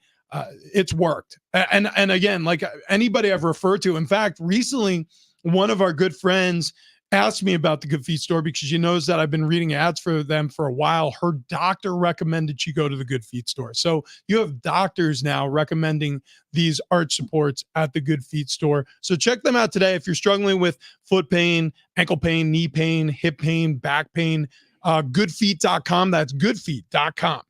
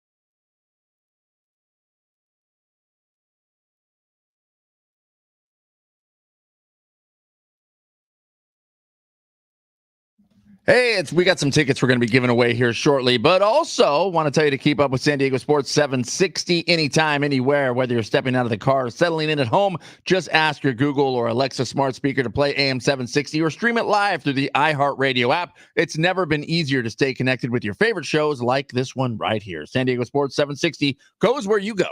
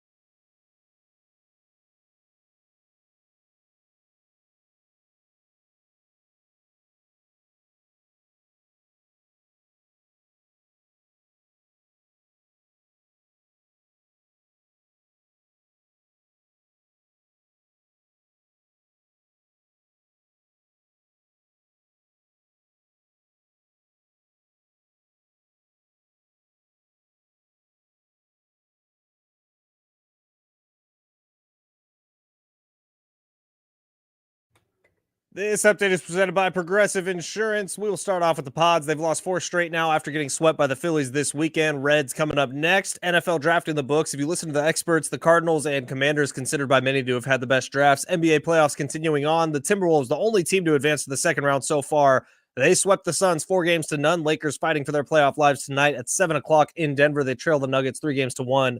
Listen to that game right here on 760. Make sure your family is well taken care of with life insurance. Protect your phones, laptops, and more with electronic device insurance, and even cover your furry friends with pet health insurance. Visit progressive.com or call 1-800-PROGRESSIVE.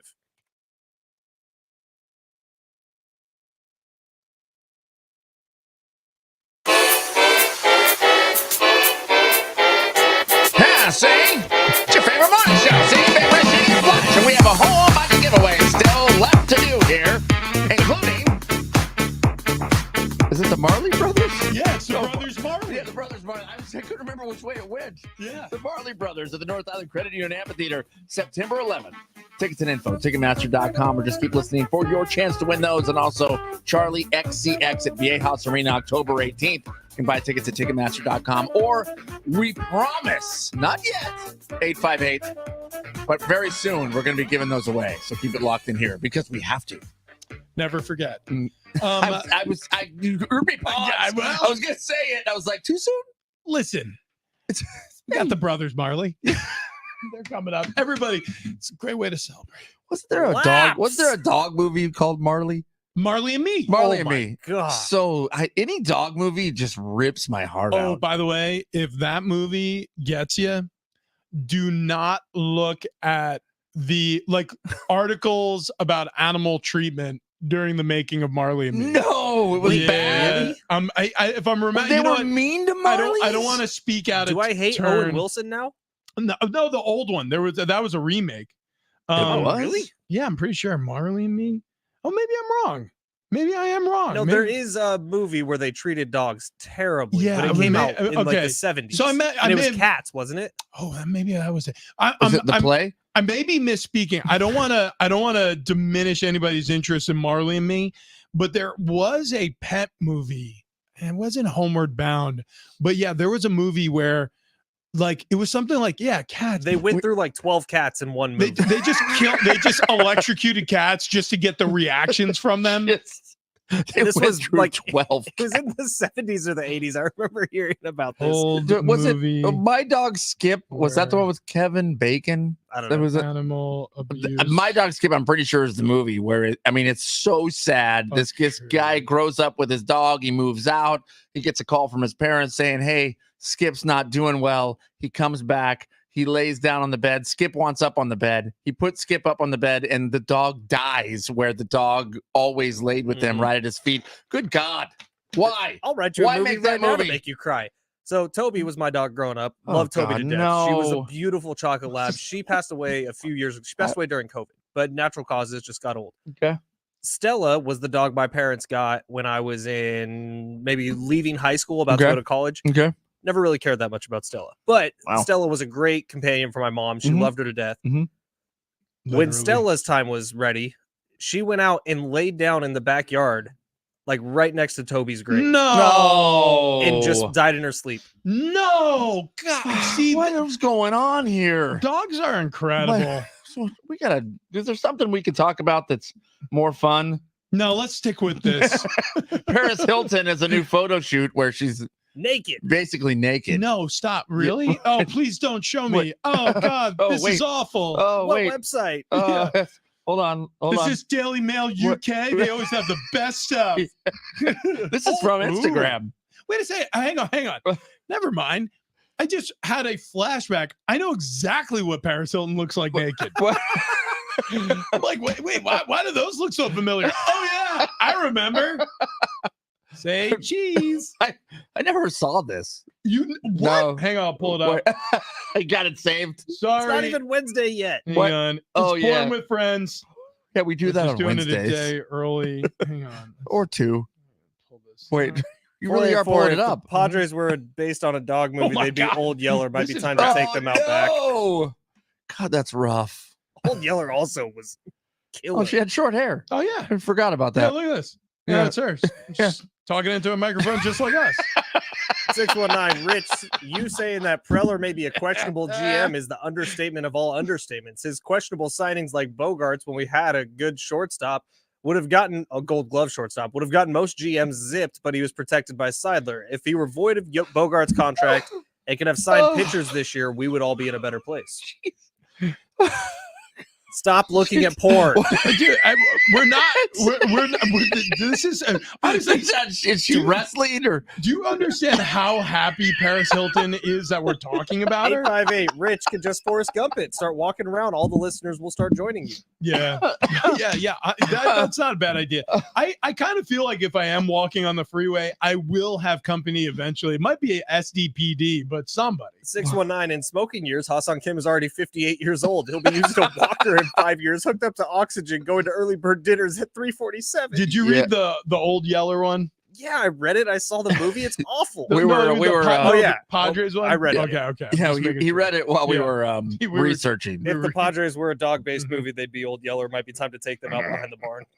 Oh, gosh, I that is hope dark. not, man. That is Old so Yeller dark. Need to get put down? Did he have rabies or something?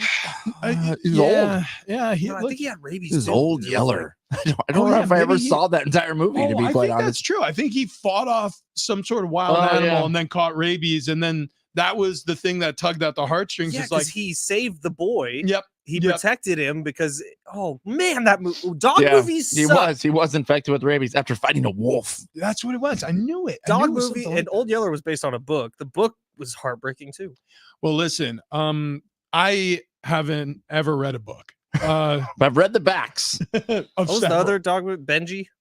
Benji Yeah, was I don't another think Benji dog was like movie. sad though, was it? I think it ended sad. It did. I think You know what? Dog I movies watched generally don't end happy. an absurd, and I mean an absurd amount of when I was growing up, and I did not like the show ever, not once, ever, at any time. But I watched maybe every episode ever made.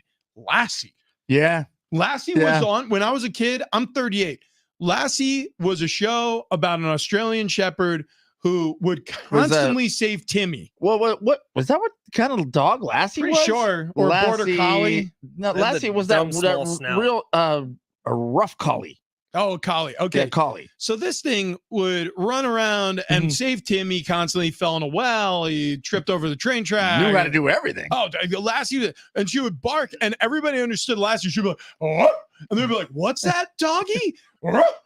Lassie says that Timmy's stuck in the woods again. All right, she's going to give us a northward bearing. Let's follow the good old girl. Just thought of a dog movie with a happy ending. What's that? What's the is the dog giving massages? Air Bud. No, Marmaduke. Air Bud. I don't think I ever saw Marmaduke, but Air Bud. Marmaduke's a funny one. What about Snow Dogs? Marmaduke. Cuba Gooding Jr.? How about Canine? Don't know what that is. Never seen it. It was a dog. It was a cop dog, and the dog gets shot, but the dog is saved. The question is, have you guys ever seen One Night in Paris? Just looking at the reviews. Also, dog. Well, there was a certain dog movie. Stop. Well, I'm just saying, in the style of, stylistically. 484. I would pay good money for TD and Fletch to recreate the Lady in the Tramp spaghetti scene. Why? Come here, big boy. Why does it got to be me? I feel like you and Rich could recreate it. You think me and Rich kissing would be better than you and me kissing? How Yes. about neither? Yes. Something I've always wanted to see. I am reading reviews of One Night in Paris. Is it on IMDb? No, this is a movie. I clicked on the wrong link, but some of these are hysterical. Too short, if you ask me. I wonder what they were talking about. The film length or something else. Look, the point is, guys, the Padres, they're never going to gel unless we get service animals at their sides. And I think dogs would do it. That's why we were talking about this. Oh, yeah, it's a huge tie-in for us. Just trying to get off of the porn. So listen, guys, if you want to see the Marley Brothers on September 11th at North Island Credit Union Amphitheater, it's easy. You could get them at Ticketmaster.com, barring, or you could win them. You can win them right now. You can win them by calling 877-767-4760. That's 877-767-4760. Don't call right this second. I want you to call at exactly 8:43. So wait about a minute 45 and then call in. If you're calling right now, he's going to hang up on you. Ooh. And so you got to wait till it's exactly 8:43 for the Marley Brothers tickets there. We also have the Charlie XCX tickets. That's on the other side and bottom of the barrel next.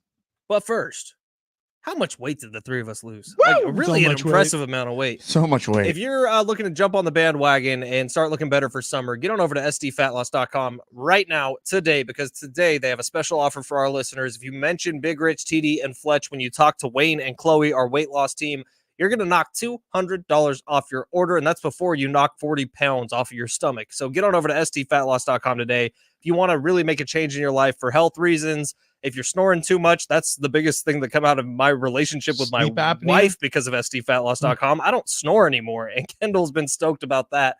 Get on over to sdfatloss.com today. You'll make a better decision for your future. You'll make a better decision for how you're going to look this summer in a swimsuit, especially as these months are coming up, man, and you're going to be asked to do it a lot. So get on over to sdfatloss.com today and feel good about yourself, and you're going to do it the natural way. You're going to lose the weight without injections or drugs or prescriptions. You're just going to lose the weight. I'm literally looking at a brand new headline released today.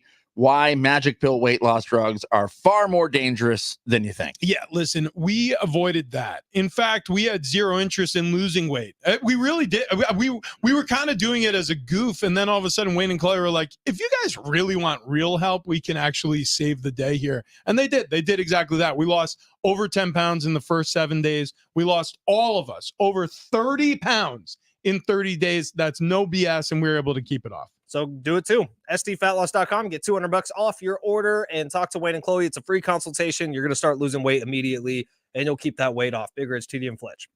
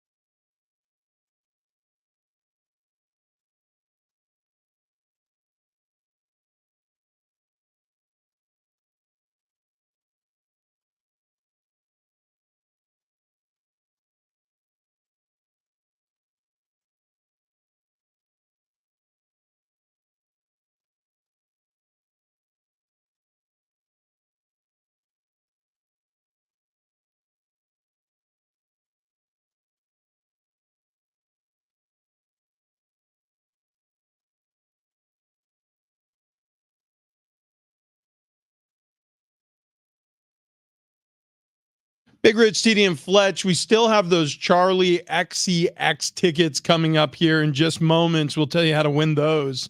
We actually looked up her catalog.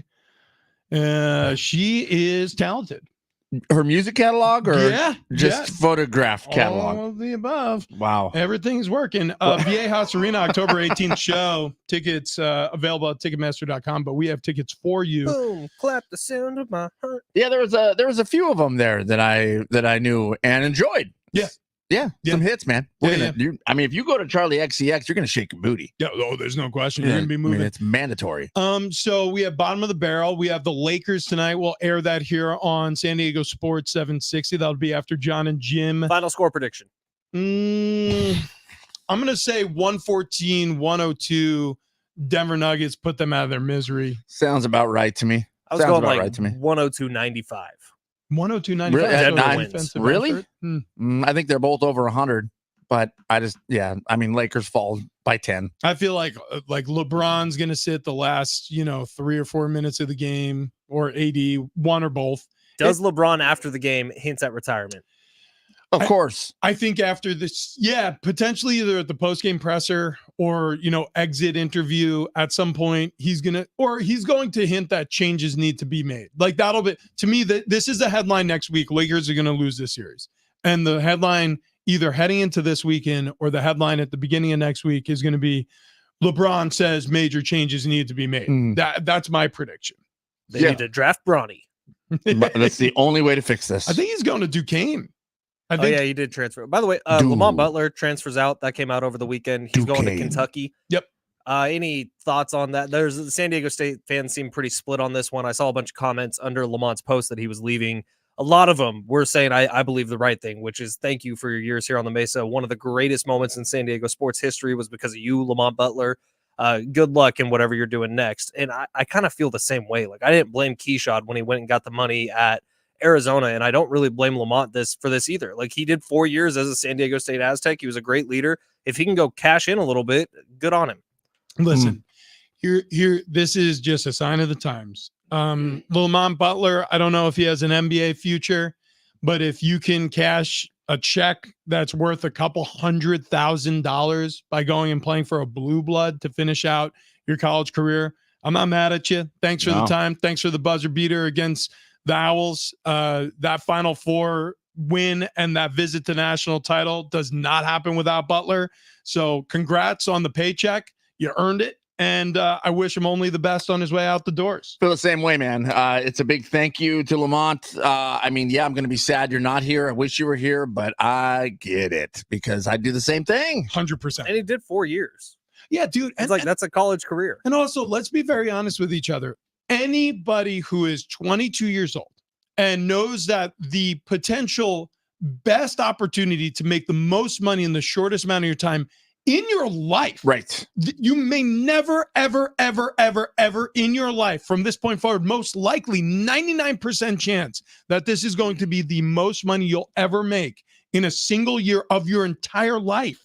At 22, if this is offered to you, everybody says yes. Nobody's going to be like, nope, I'm sorry, I'm an Aztec through and through. Everybody says yes. So I have no ill will toward Lamont Butler whatsoever. So what would be the number for you to leave us?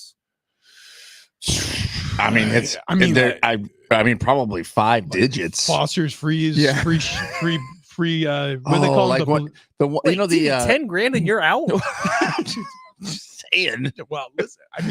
Listen, $10,000 more than I got. You know what I'm saying? Free Netflix for a year. I was thinking maybe just. When you said Foster freeze, 1, I thought, do they have chili dogs? 2, the dipped cones.